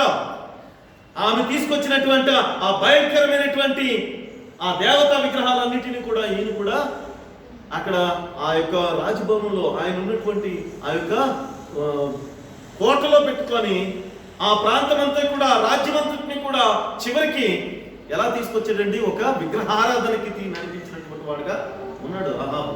మరి దాన్ని ఆయన సమర్థించడం, ఆయన కీడు తెచ్చుకోవడం కాదు అది. ఎందుకంటే నీ దేవుడైన యెహోవాకు హేయమైనటువంటి క్రియ ఏంటంటే ఈ యొక్క విగ్రహారాధన. పైన ఆకాశం అందే కానీ, కింద భూమి అందే కానీ, భూమి కింద నేల అందే కానీ ఏ రూపాన్ని కూడా నీవు అది. కాబట్టి తీసుకొచ్చినటువంటి ఆమె తన భార్య తీసుకొచ్చినటువంటి ఆ విధానాన్ని మనం చూశాడు. దానిని బట్టి ప్రేరేపణ అన్నమాట. ఎందుకంటే చాలా మంది అందుకే స్త్రీలు భార్యలు చెప్పే మాట, స్త్రీలు ఎక్కువ మంది నా మీద కోపంగా చెప్తారేమో, వింటారండి. నేను వినకూడదని చెప్పలేదు ఇక్కడ, వింటారు. కానీ ప్రియ సహోదరి సహోదరులారా, ఏది క్షేమమో ఒకసారి ఆలోచించండి అంతే. వినొద్దని మాత్రం చెప్పను. స్త్రీలు మాట పురుషులు వినాలి, పురుషుల మాట స్త్రీలు వినాలి. కానీ ఇక్కడ ప్రాముఖ్యత ఏంటంటే ఏది వారికి క్షేమకరం, నీ కుటుంబానికి ఏది క్షేమము, నీ కుటుంబానికి ఏది ఉపయోగకరమైనది ఒకసారి ఆలోచించు. అంతే తప్ప ఏదో గుడ్డిగా నా మాట ఎందుకు వినలేదు. చాలా మంది అనేది పట్టుదలలు అండి, నా మాట ఎందుకు వినలేదు అంటే నీకు అది చాలా భయంకరమైన శ్రమ కలిగించేటువంటిదమ్మా. మీకు వచ్చేటువంటి శ్రమ అది అని నీ భర్తకి నీవు తెలియపరచాలి, నీ భార్యకు నువ్వు తెలియపరచాలి. దానిని బట్టే నీ కుటుంబము క్షేమంగా ఉంటుంది. ఏది క్షేమము ఏది సురక్షితమో తెలియాలి మొట్టమొదటి. ఇక్కడ అహాబు చేసినటువంటి పని అదే. ఆయన మీదకి కలుగుతున్నటువంటి శ్రమ, తర్వాత ఆయన మీదకి రాబోతున్నటువంటి ఆ యొక్క దుస్థితి, వాటిని బట్టి ఆయన నిజంగా ఇంకా, ఎందుకంటే దేవుడు ఏ మాత్రము కూడా ఇష్టపడినటువంటి క్రియ ఏంటంటే విగ్రహారాధన అండి. నిజంగా విగ్రహారాధన ఏ మాత్రం కూడా. ఎందుకంటే ఈ లోకంలో ఈ సృష్టినంతా సృష్టించినటువంటి సృష్టికర్త ఆయన్ని విడిచిపెట్టి సృష్టిని పూజిస్తుంటే మరి ఎంత హేయమైనటువంటి క్రియ అండి అది. అలాంటి స్థితిలో వారు ఉండగా మరి అలాంటి అహాబుని ఆయన ఏం చేయాలి? శిక్ష, ఎంతో ఘోరమైనటువంటి శిక్ష ఆయనకి ఇవ్వాల్సిన పరిస్థితి. కానీ దేవుడు, మనం ఇక్కడ చదివామండి ఈ వచనాన్ని మనం చూసినప్పుడు, అహాబు 27 ఆ మాటలు విని తన వస్త్రములను చింపుకొని గోనెపట్ట కట్టుకొని ఉపవాసం ఉండి గోనెపట్ట మీద పరుండి వ్యాకుల పడుచుండగా యెహోవా వాక్కు తిష్బీయుడైన ఏలియాకు ప్రత్యక్షమయ్యేలాగా సెలవిచ్చెను. అహాబు నాకు భయపడి వినయముగా ప్రవర్తించుట చూసితివా?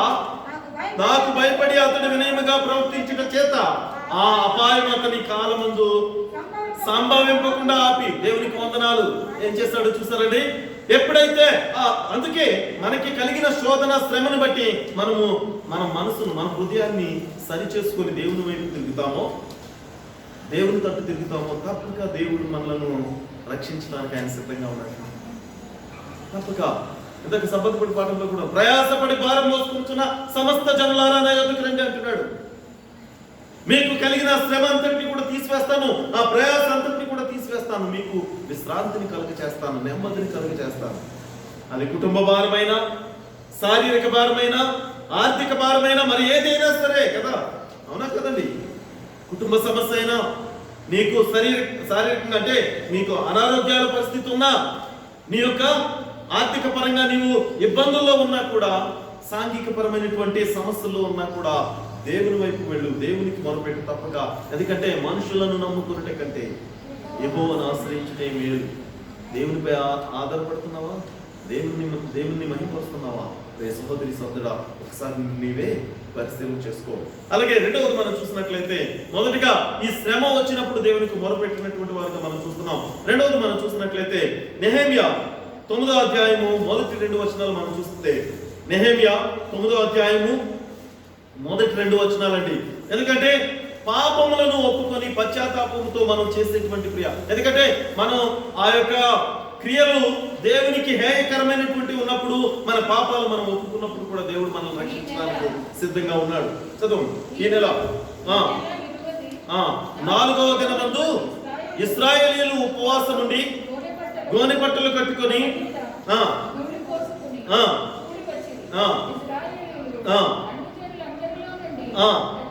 ప్రత్యేకింపబడిన వారై నిలువబడి తమ పాపములను, తమ పితరుల పాపములను ఒప్పుకొని దేవునికి వందనాలు. ఏమవ్వాలంటండి? ఎప్పుడు కూడా దేవుని బిడ్డలు లోకముతో మనం ఉండవద్దండి. ఎప్పటికీ కూడా అదే అంటున్నారు, లోకరీతిగా లోకమంతా తిరిగేస్తుందండి, వాళ్ళందరికీ లేనిది మనకేంటండి. ఎంతమంది అన్నారు ఈ మాటలు నాతో? ఫస్ట్ వేవ్ వచ్చినప్పుడు ఎంతమంది అన్నారో తెలుసండి? అంతా అలాగే భయపడతారండి, లేకపోతే అలాగే ఉంటారండి అంట. వాళ్ళందరూ తిరగట్లేదండి. ఏం చేద్దండి, దేవుని బిడ్డలు మనం ఉంటాం అంటే మిగిలిన అందరూ కూడా దేవుని బిడ్డలు. దేవుడు ఎన్నుకోలేదు, దేవుడు ఏర్పాటు చేసుకోలేదా వారందరినీ? దేవుడు ఈ లోకంలో సృష్టించినటువంటి సృష్టి కాదా వారు? ఒకటే, ఆయన్ని అంగీకరించిన వారు, అంగీకరించిన వారు, అంతే భేదం, అంతే తేడా.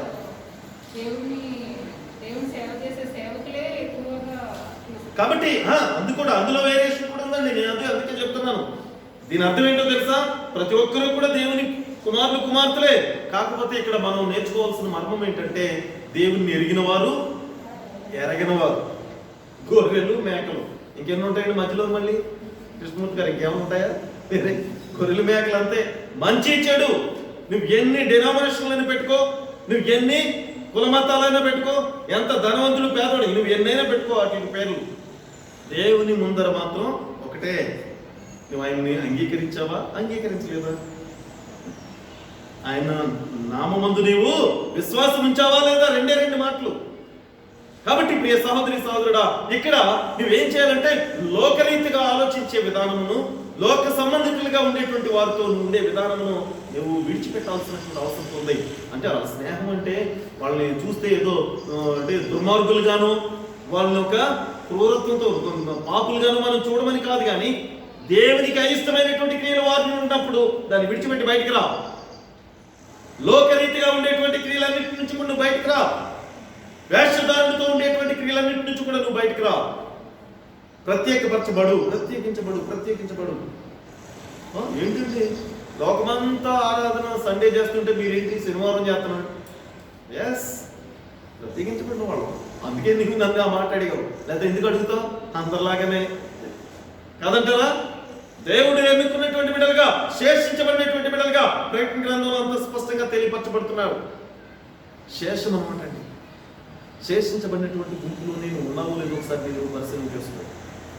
ఎస్, నేను ప్రత్యేకించబడినటువంటి కుమారుడిగా, కుమార్తెగా ఉన్నాను అని నీవు ఆయన స్తుతించేటువంటి వాడుగా, ఆయన మహిమపరిచేటువంటి వాడుగా నువ్వు ఉన్నావా? నీ పాపాలు నీవు ఒప్పుకునేటువంటి వాడుగా ఉన్నావా? ఉండి నువ్వేం చేయగలుగుతున్నావు? ఒకసారి దయచేసి అక్కడే హెజ్రాలో కూడా మరొక మాట చూస్తున్నామండి. హెజ్రా 10వ అధ్యాయం 11వ వచనాన్ని మనం చూసినట్లయితే, హెజ్రా 10వ అధ్యాయం 11వ వచనం, మన యొక్క పాపములను మనం ఒప్పుకొనుట ద్వారాను అలాగనే కాబట్టి ఇప్పుడు మీ పితరుల యొక్క దేవుడైన యెహోవా ఎదుట మీ పాపమును ఒప్పుకొని ఆయన చిత్తానుసారముగా నడుచుకొనుటకు సిద్ధపడి దేశపు జనులను, అన్య స్త్రీలను విసర్జించి మిమ్మును మీరు ప్రత్యేకపరచుకుని ఉండుడి. ఎందుకంటే ఎందుకంత స్పష్టంగా తెలియపరుస్తున్నాడు? నీవు వెళుతున్న మార్గం ఏంటో తెలుసా? నేను ఒకవేళ మారుతాను, చాలా మంది చెప్పిన మాట అదే, నేను మార్చేస్తానండి వాళ్ళని, అందుకనే నన్ను దేవుడు అక్కడ పెట్టాడేమో. అక్కడ పెట్టడం కాదు, నువ్వు కూడా అదే మార్గంలో వెళ్ళిపోతున్నావు. నీవు అప్పటి వరకే ఎదిగినటువంటి విధానము, అప్పటి వరకు నీవు విశ్వసించినటువంటి ఆ సత్యాన్ని కూడా నువ్వేం చేస్తున్నావు తెలుసా? అసత్యంలోకి వెళ్ళిపోయావు. నిజంగా చాలా మంది చెప్పారు ఈ మాట అండి.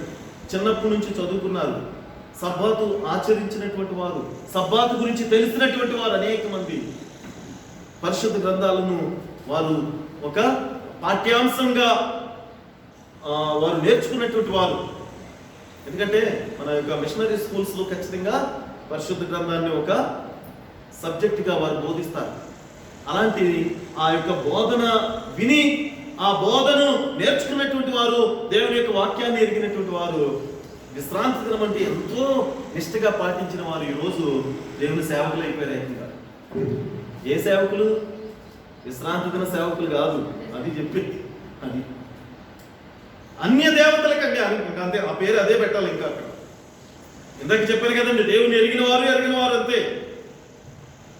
కాబట్టి నువ్వు ఏ రీతిగా మరి అంత నిష్ఠగా పాటించావు, అదంతా వేషధారణ అనుకోవాలా వద్దా?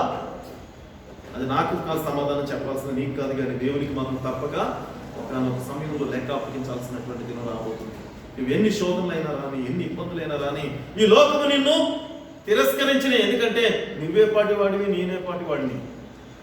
ఈ లోక రక్షకుడినే తిరస్కరించాడు.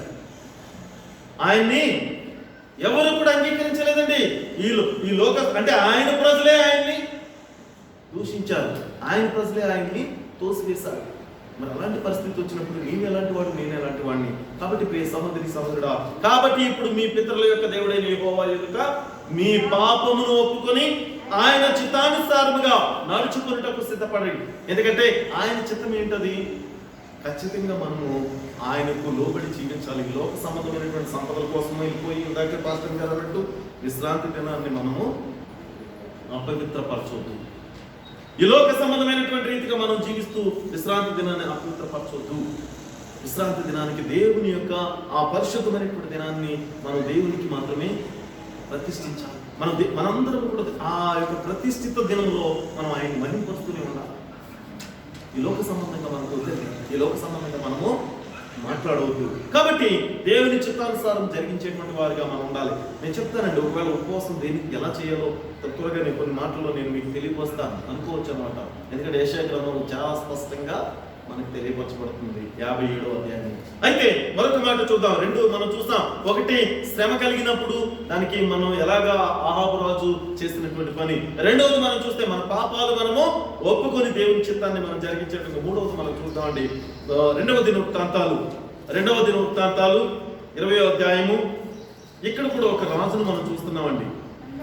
రెండవ దినవృత్తాంతాలు 20వ అధ్యాయము.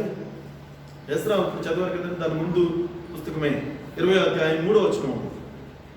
అందుకు యెహోషాపాతు భయపడి యెహోవా యొక్క విచారించుటకు మనసు నిలుపుకొని యూదా ఎంతటా ఉపవాస దినము ఆచరింపవాలని చాటింపగా యోధావారు యెహోవా వలన సహాయమును వేడుకొనుటకై యెహోవా యొక్క విచారించుటకు యూదా పట్టణం అన్నిటిలో నుండి జనులు వచ్చిరి. దేవునికి చాలు ఒక నిమిషం ఇక్కడ మనం ఆలోచిద్దాం కొద్ది మాటలు.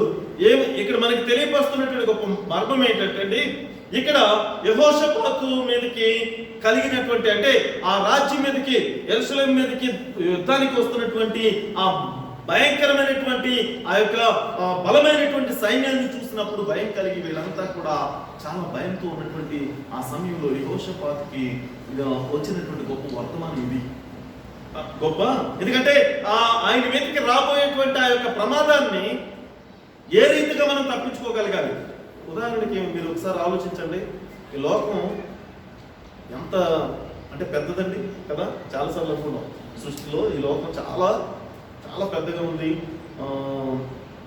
మనం శనివారం ఆరాధనకి కూడి వచ్చేటువంటి వారు కొంతమంది మాత్రమే కనపడుతుంటారు. ఎక్కడెక్కడ ఏ దేవాలయానికి వెళ్ళినా కూడా సహజంగా ఎక్కడన్నా బోర్డింగ్ స్కూల్స్ సమయంలో ఉన్నప్పుడు మాత్రమే మొత్తం ఆ యొక్క దేవాలయాలన్నీ కంప్లీట్గా ఫుల్గా నిండి ఉంటాయి. కానీ కొన్ని చోట్ల విశ్వాసుల సమూహం ఉందనుకోండి, కానీ కొన్ని ప్రాంతాల్లో మాత్రం చాలా తక్కువ సమూహం కనపడుతుంటుంది. కారణం ఏంటంటే సాటర్డే అనేటువంటిది ఒక వర్కింగ్ డే కదండి, పని దినంగా ఉంది. ఇక్కడ మన దేశంలో కూడా, మన దేశంలో పని దినంగా ఉంది. అది విడిచిపెట్టుకుని రావటానికి ఎంతో మందికి అది ఇష్టం పడక మరి ఏంటంటే ఏదో సాకు చెప్పి వారు తప్పించుకుంటూ ఉంటారు.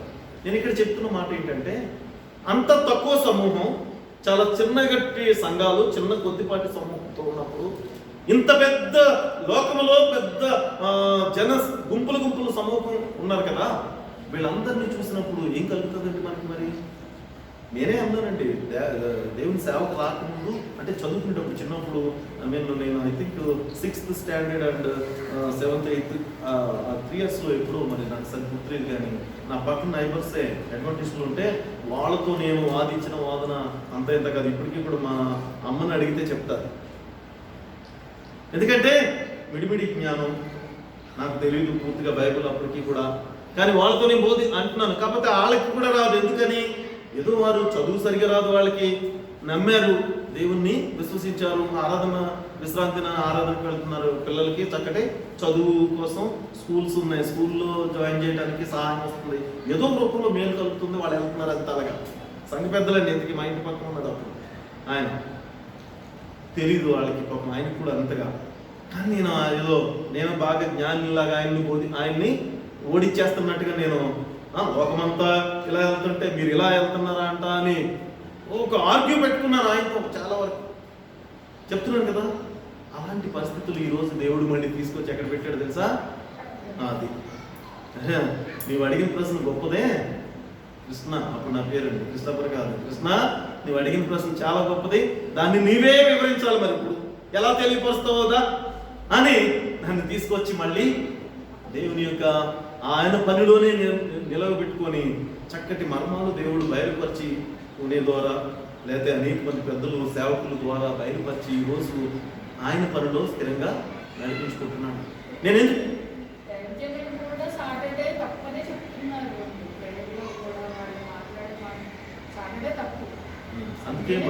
అందుకేనండి మనకి బైబిల్ గురించి మనకి కూడా జ్ఞానం ఉండాలి. వాళ్ళకు ఉందా లేదా అనేది వాళ్ళని మనం ప్రశ్నించడం లేకపోతే తెలియటం కాదు, కానీ మనకి జ్ఞానం ఉండి మనం దీన్ని క్షుణ్ణంగా అనుదినము ధ్యానం చేయటం వలన మనం నువ్వైనా చెప్పవచ్చు, నేనైనా చెప్పవచ్చు, ఇంకొక చిన్న పిల్లలు కూడా, చిల్డ్రన్స్ కూడా వాళ్ళు తెలియపరచలేదు. ఎందుకంటే ఇది ఒక మాట, యేసుక్రీస్తు యెరూషలేము దేవాలయానికి వెళ్ళినప్పుడు ఆయన చేతికి యెషయా గ్రంథాన్ని ఇవ్వబడుతున్నప్పుడు ఆయన అక్కడ సమాజ మందిరం అంటున్నాం కదా, అక్కడ ఆయన వయసు ఎంత అప్పుడు కదండి. మరి అలాంటప్పుడు అంత చిన్న వయసులోనే ఆయన బోధించి, ఎందుకంటే దేవుడు ఆ జ్ఞానాన్ని నీకు ఇస్తాడు. అక్కడ ఉన్న వారందరూ కూడా ఎవరు? ప్రధాన యాజకులు, శాస్త్రులు, పరిసయ్యులు. వాళ్ళకున్న పేర్లవి ఏం పేర్లవి? అసలు గొప్పవాళ్ళు అనమాట, జ్ఞానవంతులు. వారికి ఇవ్వబడినటువంటి ఆ గ్రంథాల్లో గొప్ప పరిజ్ఞానం పొందుకున్నటువంటి వారు వాళ్ళంతా. మరి ఎందుకని వాళ్ళు అలా అన్నారు? కపట వేషం అంటున్నారు. అక్కడ అర్థమవుతుందండి కదా. ఎందుకంటే ఆయన బోధిస్తున్న బోధలో తప్పు ఉందనా? అక్కడ ఆయన చేసిన పరిచర్యలో ఏమన్నా పొరపాటు ఉందనా? కానీ వారి బిజినెస్ అండి, వారి వ్యాపారం అక్కడ పాడైపోతుంది కాబట్టి, వారు ఆ రీతిగా మాట్లాడినారు. కాబట్టి మనం దానికి సమాధానం చెప్పడానికి దేవుడే మనకి జ్ఞానాన్ని మనకి ఇస్తాడు. ఒకవేళ ఆ జ్ఞానంతో వాళ్ళతో మాట్లాడినా వాళ్ళు అంగీకరించరు. ఎవరు అంగీకరించాలంటే వాళ్ళు కూడా చదువుతున్నారు మీరు అన్నట్టు, అంగీకరించరు. అలాగని వాళ్ళని నువ్వేం చేయాలి? పట్టుకొని నువ్వెందుకు అంగీకరించవు, నువ్వెందుకు వినవు అంటా నువ్వు కూర్చుంటే నువ్వేమైపోతావు? నీవు కూడా తప్పిపోతావు. కాబట్టి సాల్వేషన్ అనేటువంటిది వ్యక్తిగతం కాబట్టి, రక్షణ అనేటువంటిది నీ వ్యక్తిగతమే కాబట్టి నువ్వేం చేయాలి? చెప్పవలసిన బాధ్యతే నీది. తర్వాత నువ్వు మాత్రం వాళ్ళని పట్టుకుని ఎలాంటి నువ్వు మాత్రం రక్షించబడు, నేను రక్షించబడను. మన పని మనం చేసుకుంటూ ముందుకు వెళ్ళాల్సిందే దేవుడి. కాబట్టి ఇక్కడ మనం ఎందుకు అంటున్నానండి మాట, చిన్న సమూహం అని, చాలా కొద్దిపాటి వారమని మనం భయపడితే, ఇక్కడ యెహోషాపాతుకి వస్తున్నటువంటి గొప్ప అష్యూరెన్స్ దేవుడు నీకు నాకు ఇస్తున్నాడు. అది నేను చెప్పబోయేది. లోకమంతా నిజమే, ఆ రోజు అసలు ఎంత సంబరం అంటే రేపటి దినాన్ని రేపొద్దుట ఆదివారం షాప్స్ అన్ని ఫుల్ రష్ ఉంటాయి, మొత్తం అంటే హౌస్ విజిటింగ్స్ ఉంటాయి, అది బంధువులు రిలేటివ్స్ దగ్గరికి ఏదో సంబరంగా వెళ్ళిపోతారు, కార్లు వేసుకుని వెళ్తాం, బళ్ళు వేసుకుని వెళ్ళిపోయి ఈరోజు ఫెస్టివల్. ఏంటా ఫెస్టివల్ అంటే హాలిడే. పొద్దున్నే ఆరాధనకి వెళ్ళి వచ్చేసామంటారు, పొద్దున్నే పెట్టేయాలి వాళ్ళకి కూడా తొందరగా, అందుకే అక్కడ ముగించేయాలి. మిగిలిన రోజంతా ఏ రోజన్నా ఉదయం నుంచి సాయంత్రం వరకు అదే ఆదివారం రోజున దేవుణ్ణి ఆరాధిస్తున్నటువంటి విశ్వాసం ఉంటారులేండి కొద్దిమంది, కానీ నేను అందరి గురించి చెప్తాను. ఈ మాట ఉన్నారా ఇలా చెప్పేవారంతా? జస్ట్ డ్యూటీ ముగించుకొని అంటే ఆ ప్రార్థనకి వెళ్ళి వచ్చామో తెల్లబట్టలు వేసుకొని మళ్ళీ వెనక్కి వచ్చేసామా చెప్తానండి. అది ఆ మాట కూడా అనేక మంది విశ్వాసులు చేస్తున్న క్రియలేంటో తెలుసండి. ఇలాగే పరిశుద్ధ గ్రంథాన్ని చేతపట్టుకొని దేవాలయానికి వెళ్ళిపోతున్నారు. ఎలా కనపడుతున్నారు? Praise the lord, praise the lord. తీరా అక్కడికి వెళ్ళి ప్రార్థన అయిపోయింది, వెనక్కి వచ్చారట ఇంటికి. ఓ స్త్రీ గురించి చెప్తున్నాను, అంటే పురుషులు వంటలు పెట్టరు అని ఆ ఉద్దేశంతో. సారీ, ఏమనుకోకండి. ఆ స్త్రీ తెల్లటాంగి చీర కట్టుకుని వెళ్ళింది కదా, కట్టుకుని వెళ్ళి ప్రార్థన ముగించుకుని వచ్చేసింది. రాగానే ఇలాంటి చిన్నపిల్లలు, మనం అంటే నువ్వు మీరు ఉపవాసం చేయగలరు ఈ వయసుగా, ఆ పిల్లలు ఎక్కడ చేస్తారు? గబగబగా వచ్చి అమ్మ ఆకలేస్తుంది, అమ్మ ఆకలేస్తుంది అని చెప్పేటప్పటికి పిల్లల మీద ప్రేమ కదా తల్లికి, గబగబా వెళ్ళిపోయి 2 ప్లేట్లు అన్నం పెట్టేసి ఇచ్చేసింది. ఆ 2 ప్లేట్లు అన్నం పెట్టి 2 పిల్లలకి ఇస్తే వాళ్ళు ఏం చేశారు? ప్లేట్లు పట్టుకుని వచ్చి బయట వషారులో ఉంటుంది కదండి, ఊర్లో విలేజ్లో ఎలా ఉంటుంది, వషారులో ఉంటే అక్కడ పెట్టుకుని తినబోతుంటే అరే అప్పుడు వచ్చింది జ్ఞానం అనమాట తల్లికి. చేతులు కడిగారా అని అడిగిందంట. అబ్బాబో మమ్మీ కొడతామో అని గబగబా మళ్ళీ ఆ ప్లేట్లు అక్కడే విడిచిపెట్టేసి గబగబా వెళ్ళి చేతులు కడుక్కున్నారట. చేతులు కడుక్కుని వచ్చేసరికి ఆ ప్లేట్లలో చక్కగా భోంచేస్తా కూర్చున్నాయంట ఊరిలో ఉన్న కోళ్ళు. నిలబడి ఆ కోళ్ళు కరెక్ట్గా మధ్యలో నిలబడే తింటాయి. ఏదైనా నువ్వు బియ్యపు గింజలు వేసినా, ఒడ్లు వేసినా, గోధుమ ఏది వేసినా కూడా ఆ ప్లేట్ మధ్యలో అన్నం మధ్యలో నిలబడి తింటున్నాయంట. ఇప్పుడు అది భోజనం పిల్లలు తినాలా? చూసింది తల్లి, గబగబా కోపపడి ఆ కోళ్ళని కొట్టింది. అలాగే నీ పిల్లలు అన్నం తినేస్తారా, అది తింటారా? ఎంత పాడవుతుంది. ఎందుకంటే ఆ మట్టిలో కాళ్ళు అవన్నీ వచ్చి నిలబడుతుంది కాబట్టి మొత్తం కంప్లీట్. కొన్ని బయట ఉండి తిన్నది అంటే ముక్కుతో తింటదిగా, అదే నూనెతో ఓకే పర్లేదులే, మట్టి ఏమి వండుకోలేదు అనుకున్నా. అలా కూడా కాదండి, అసలు మధ్యలో నిలబడతాయి కాబట్టి మట్టి అయిపోయింది. అన్నం అంతా తినరు కదా, తినేవలేదు, బయట పడేసింది. పడేత్తూ చేస్తుంది ఇప్పుడు అసలు రంగం అంతా, ఏ రంగం అంతా అక్కడ కనపడిందంట ఆ విశ్వాసురాలికి. ఏంటో తెలుసా? ఎందుకంటే అన్నం పాడైపోయింది, మొత్తం రావాల్సినటువంటి మొత్తం అంతా వచ్చేస్తుందంట. మాటలు, చక్కటి మాటలు, కోపంలోనమాట, ఆవేశంలో వచ్చేస్తున్నాయి పిల్లల మీదకి బాణాలు. ఈ పరిశుద్ధమైనటువంటి తెల్లచీర పోయింది, పరిశుద్ధమైనటువంటి గ్రంథం చేతితో పట్టుకున్నది లేదు కదా, ఇప్పుడు పక్కన పెట్టేసింది కదా, ఇక దాన్ని పరిశుద్ధతను అలాగే కాపాడుతుంది పక్క నుంచి. పిల్లల మీద కోపంతో విసురుతుందన్నమాట మాటలన్నీ కూడా.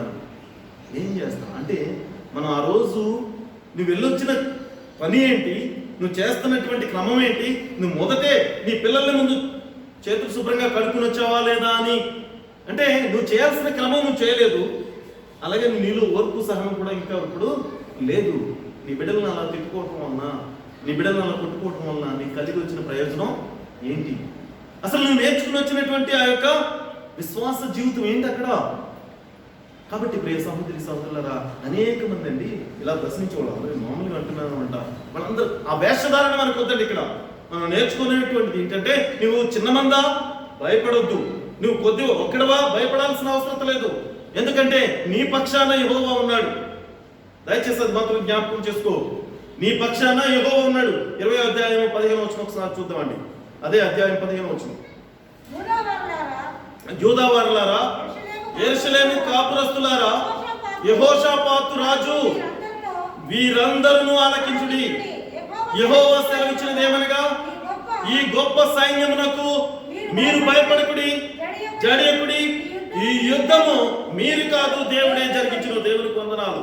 అదండి, ఆ రాజుకు భయం కలగొచ్చు, ఆ ప్రజలకు భయం కలగొచ్చు, ఆ చిన్న మందికి భయం కలగొచ్చు, ఆ చిన్న సమూహానికి భయం కలగొచ్చు, కానీ నువ్వు కాదు. నీకు అంత శక్తి లేదు, అసలు నీకు ఆ జ్ఞానం లేదు. నువ్వు బోధించడానికి నువ్వు పెద్ద బోధకుడు కాదు. మాట్లాడేది ఎవరు? దేవుడు. వారు హృదయాలను మార్చేది దేవుడు. అక్కడ యుద్ధం చేసేది దేవుడు. నీ పక్షాన నిలబడేది దేవుడు తప్ప ఈ మనుషులందరూ నీకు నచ్చితే కొద్దిసేపు నిన్ను ప్రేమిస్తే ప్రేమగల మాటలు మాట్లాడతారు, నీ మీద కోపం ఉంటే ద్వేషంతో మాట్లాడతారు. కాబట్టి అందుకే ముందు చెప్పాను, మనుషులను నమ్ముకున్నట్టు కంటే యెహోవాను ఆశ్రయించడం లేదు. నువ్వెవరిని ఆశ్రయించావు? యెహోషాపాతు చేసినటువంటి గొప్ప పని అదే. ఆ మాట వినగానే భయపడి వెంటనే ఆయన ఉపవాసాన్ని ప్రారంభించాడు. తన యొక్క శరీరాన్ని తాను నలగొట్టుకుంటున్నాడు. దేవుని ముందర ఒక దీనత్వంతో నిలబడ్డాడు. కాబట్టి ఆ మొర వింటున్నాడు దేవుడు. వారికి కలిగినటువంటి శోధన వింటున్నాడు. సహోదరి సహోదరుడా, నీ యొక్క విశ్వాస జీవితంలో నువ్వు ఎలా ముందుకు వెళ్తున్నావు ఒకసారి ఆలోచించు. నీకు ఎదురైనటువంటి శోధనను బట్టి, నీకు ఎదురైనటువంటి శ్రమను బట్టి నువ్వు ఏ రీతిగా ముందుకు వెళ్తున్నావు ఒకసారి నీవే పరిశీలన చేసుకోమని దేవుని పరిశుద్ధ వాక్యం తెలియపరచబడుతుంది. యెషయా గ్రంథాన్ని ఒకసారి చూసిన తర్వాత మనం ఈ యొక్క పరిశుద్ధ లేఖనాన్ని మనం ముగిద్దామండి. యెషయా 58వ అధ్యాయము, యెషయా 58వ అధ్యాయము 7-8 వచనాలు మనం చూసినట్లయితే, నీ ఆహారము ఆ. ఆకలిగొన్న వారికి పెట్టుటయు, ఆ. నీ రక్త సంబంధికి ఆ. ముఖమున తప్పుకొనుటయు, తప్పింపకుండుటయు, దిక్కుమాలిన పేదలను నీ ఇంట చేర్చుకునుటయు, వస్త్రహీనుడు నీకు కనబడినప్పుడు వానికి వస్త్రం ఇచ్చుటయు, ఇదే కదా నాకిష్టమైన ఉపవాసము. అలాగున నీవు చేసిన యెడల నీ వెలుగు వేకువ చుక్కవలే ఉదయించును, స్వస్థత నీకు శీఘ్రముగా లభించును, నీ నీతి నీ ముందర నడుచును, యెహోవా మహిమ నీ సైన్యపు వెనుక పట్టి భాగమును కావలి కాయు. దేవునికి వందనాలు. ఏంటంటే మనం చేసే ఉపవాసం, చాలా మంది ఈరోజు ఉపవాసం చేశానండి మొత్తం మనిషే నీరసంగాను అంటే దేవుడు నిన్ను కంప్లీట్ గా లేవలేని స్థితిలో ఉండమన్నాడు ఉపవాసం చేయకండి. అందుకే ఉంటాడు, నీవు ఉపవాసం చేస్తున్నప్పుడు మరి ఎక్కువగా ఉత్సాహంగా ఉండాలి. మనం ఈ యొక్క వీడియోస్ కనుక మనం చూసుకుంటే, నేను కూడా చూస్తే కూడా మునుపటి విశ్రాంతి దినాల్లో మాట్లాడిన మాటలకి ఈ రోజు మనం ఒకవేళ మనం ఉపవాసం చేస్తూ దేవునికి మొరపెడుతున్నట్టు రోజు మాట్లాడే మాటలకి చాలా వ్యత్యాసం ఉండాలంటండి. ఇంకా మరి ఎక్కువగా నీవు ఆ బలం పొందుకొని మరి ఎక్కువగా తేజవంతంగా నీవు చాలా ఆనందంగా ఉండాలి. కానీ నీరసంగా అంటే నువ్వు ఏం చేసావు తెలుసా? ఓ పూట మనం తినకుండా ఉంటే మన ఇంకొక 50 రూపాయలు మిగులుతాను, ఇంకో 100 రూపాయలు మొత్తం కుటుంబం అంతా కలిసి ఓ 200 రూపాయలు సేవ్ అయినాయను ఈ భావంతో ఉంటే కదండి ప్రయోజనము లేదండి. అందుకే ప్రయోజనం ఏంటి? చాలా అసలు ఆ విధమైనటువంటి విశ్వాసము, ఆ విధమైనటువంటి ఆ యొక్క ఫాస్టింగ్ నీ దేనికి ఉపయోగం అంటున్నాడు ఇక్కడ. సహోదరి సహోదరుడా, నీవు విశ్వసిస్తున్నటువంటి విశ్వాస జీవితం ఎంతో గొప్పగా ఉందో ఒకసారి నువ్వే పరిశీలన చేసుకో.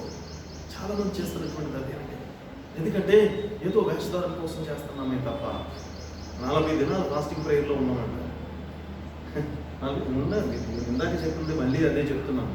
విశ్వాసంతో నువ్వు ఉపవాసం తప్పు కాదు, కానీ ఏదో ఎప్పుడు త్వరగా అయిపోతావు ఆ టైం కోసం ఎదురు చూస్తున్న విశ్వాసం ఉపవాసం ఎందుకు? ఏమండి అవునా కదా, పొద్దున్నే మొదలెట్టానా ఈ టైం తొందరగా అయిపోతే ఇప్పుడు పట్టినండి, ఇప్పుడు నింపేసుకుంటే తర్వాత ఉపవాసం ఉన్నా పర్లేదు లేకపోయినా పర్లేదు, ఈ బాధ కాబట్టి అది కాదు నీవు ఉండాల్సింది. నీ ఉపవాసం ఏ రీతిగా అంటున్నాడంటే నీ ఆహారము ఆకలి కొన్న వారికి పెట్టుటయు, నీ రక్త సంబంధికులకు నీవు ముఖము తప్పింపకుండుటయు, దిక్కుమాలిన వారిని పేదవారిని నీ ఇంట చేర్చుకొనుటయు, వస్త్రహీనుడకు కనబడినప్పుడు వానికి వస్త్రములు ఇచ్చి, ఇవే కదా నాకు ఇష్టమైనటువంటి ఉపవాసము. ఎంత గొప్ప వాగ్దానం ఇక్కడ దేవుడు. నువ్వు అలాంటి విశ్వాస జీవితంలో నువ్వు వెళ్తున్నావు లేదు ఒకసారి నీవే పరిశీలన చేసుకో ప్రియ సహోదరి సహోదరుడా. దేవుడు నన్ను కోరుతున్నదే. మనం కొన్ని ఎగ్జాంపుల్స్ మనం చూసాం. కలిగినటువంటి శ్రమను బట్టి మన పాపాలను మనం ఒప్పుకున్నట్టు పశ్చాత్తాపడటంలో కానీ, మనకి ఎదురవుతున్నటువంటి ఆ యొక్క ప్రమాదాల నుండి తప్పించుకుంటానికి కానీ ఉపవాస ప్రాంతం చాలా ప్రాముఖ్యమైనటువంటిదే.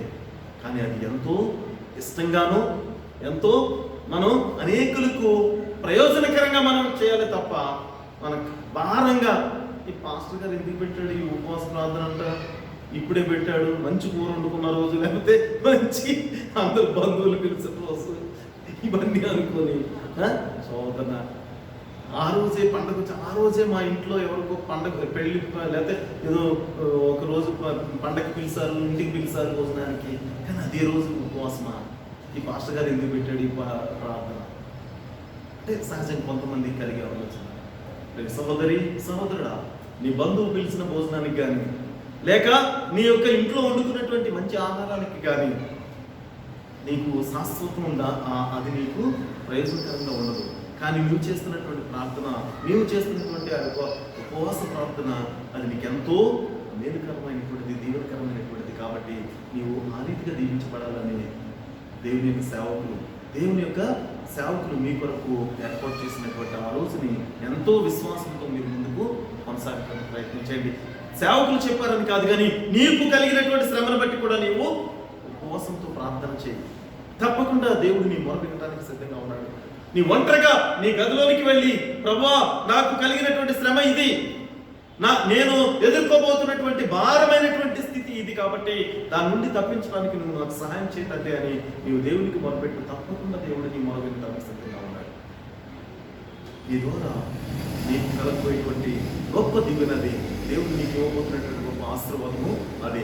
కాబట్టి ఆ రీతిగా ఆశీర్వాదం పొందాలని, ఆ రీతిగా కలుగుతున్నటువంటి యొక్క శ్రమలన్నిటి నుండి కూడా మనందరం కూడా తప్పింపబడి దేవుని యొక్క రాజ్యానికి వారసులు అవ్వాలని కోరుకుంటూ ఈ కొద్ది వాక్యాన్ని ముగిస్తున్నాను.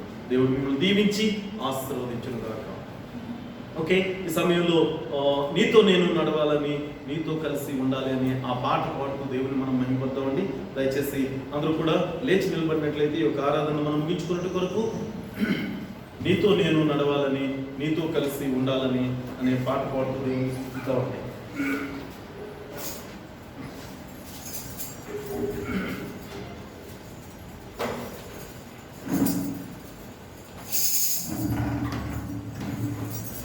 నీతో నేను నడవాలని,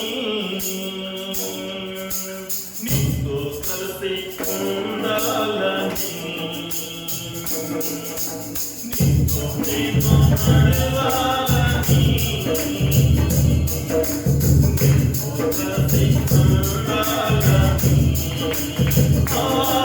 ఆశయ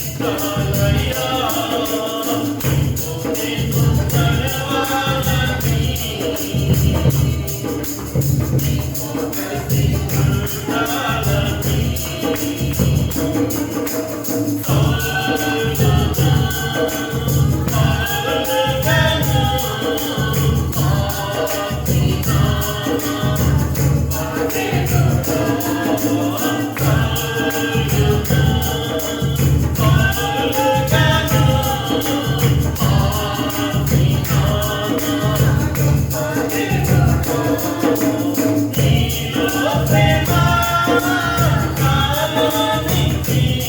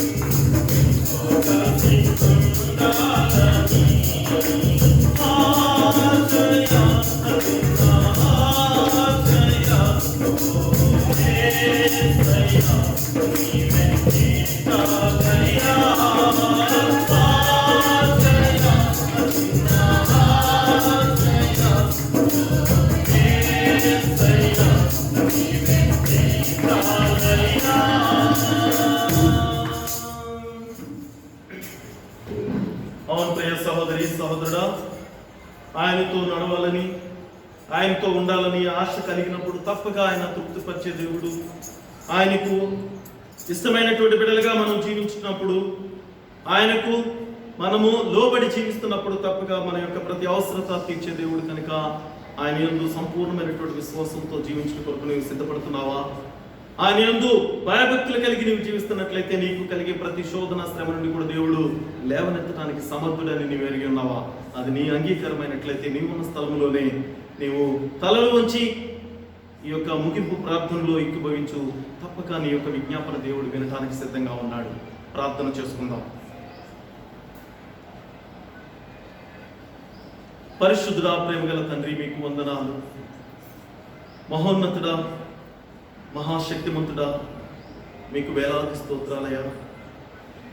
అవును ప్రభువా, ఏ పాటి వారమండి మేము తండ్రి, గడ్డి పువ్వు లాంటి వారమని, నాయనా నీటి బుడగ వంటి వారమని తండ్రి అనేక మార్లు మా ప్రభువా ఉపమాన రీతిగా మా యొక్క స్థితిని మీరు మాకు బయలుపరిచినందుకు మీకు వందనాలు చెల్లిస్తున్నాం తండ్రి.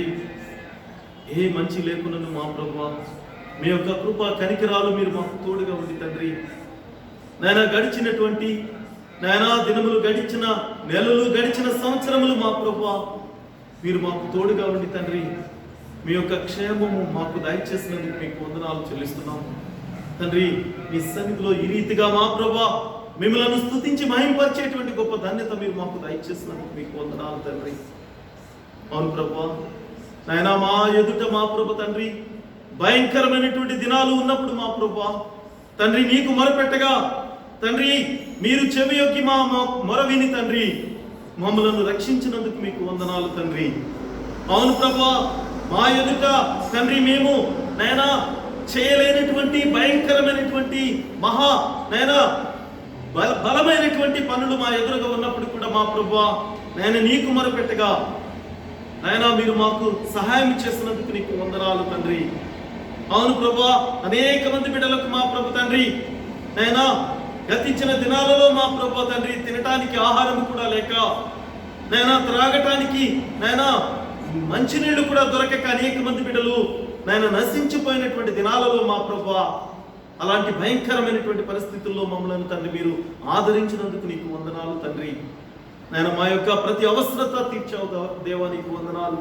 అడగక ముందే మా ఆకర్లన్నిటినీ సమకూర్చావు తండ్రి, నీకు వందనాలు చెల్లిస్తున్నాం తండ్రి. నీ చిత్తమైతే నాయనా ఇదే విశ్వాసమును మేము కొనసాగించుట కొరకు తండ్రి మాకు ఇంతకన్నా భయంకరమైనటువంటి దినాలు ఎదురైనను మా ప్రభువా నీ నుండి మేము దూరముగా తొలగిపోక ప్రభువా నా తండ్రి సర్వశక్తిమంతుడు అనేటువంటి గొప్ప నాయనా విశ్వాసములో తండ్రి మేమును కొనసాగుట కొరకు మాకు సహాయం చేయమని ప్రార్థన చేస్తున్నాము దేవా, నీకు వందనాలు ప్రభువా తండ్రి. నీకు మొరపెట్టిన ప్రతి మొర విని తండ్రి నాయనా మా యొక్క కుటుంబాలలో నాయనా మా యొక్క జీవితాలలో నాయనా మా యొక్క సంఘములో మా యొక్క రాష్ట్రములో మా యొక్క దేశంలో మా ప్రపంచమంతటిలో కూడా మీరు మా ఎడల చేసిన గొప్ప మేలులను బట్టి మరొకసారి మీకు వందనాలు చెల్లిస్తూ తండ్రి నీ చిత్తమైతే మా ప్రభువా తండ్రి మరొక పర్యాయము తండ్రి నీ సన్నిధిలో మేము చేరు వరకు తండ్రి ఆయన మిమ్మల్ని స్తుతించి మహింపరిచే వరకు కూడా మా ప్రభువా మీ యొక్క సంరక్షణ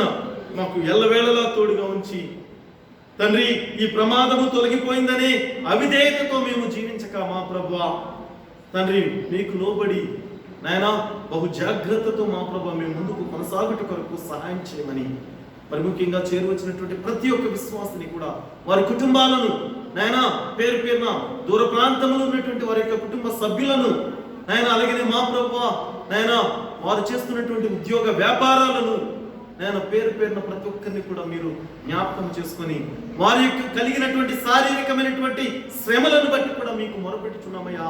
మీ చిత్తమైతే ప్రతి ఒక్కరిని కూడా మీరు జ్ఞాపకం చేసుకొని బిడ్డలకు కావాల్సిన ప్రతి అవసరత మంచి ఆరోగ్యమును నాయన బలము శక్తిని అదే రీతిగా మా ప్రభు వారు చేస్తున్న ఉద్యోగ వ్యాపారాల్లో మా ప్రభు అభివృద్ధిని బిడ్డలకు దయచేయమని ప్రార్థన చేస్తున్నాం. అనేక మంది బిడ్డలు మా ప్రభు ఆయన యొక్క శ్రమ కాలములో మా ప్రభు వారి పనులు నాయన కోల్పోయినట్టు వారు ఉన్నారు తండ్రి.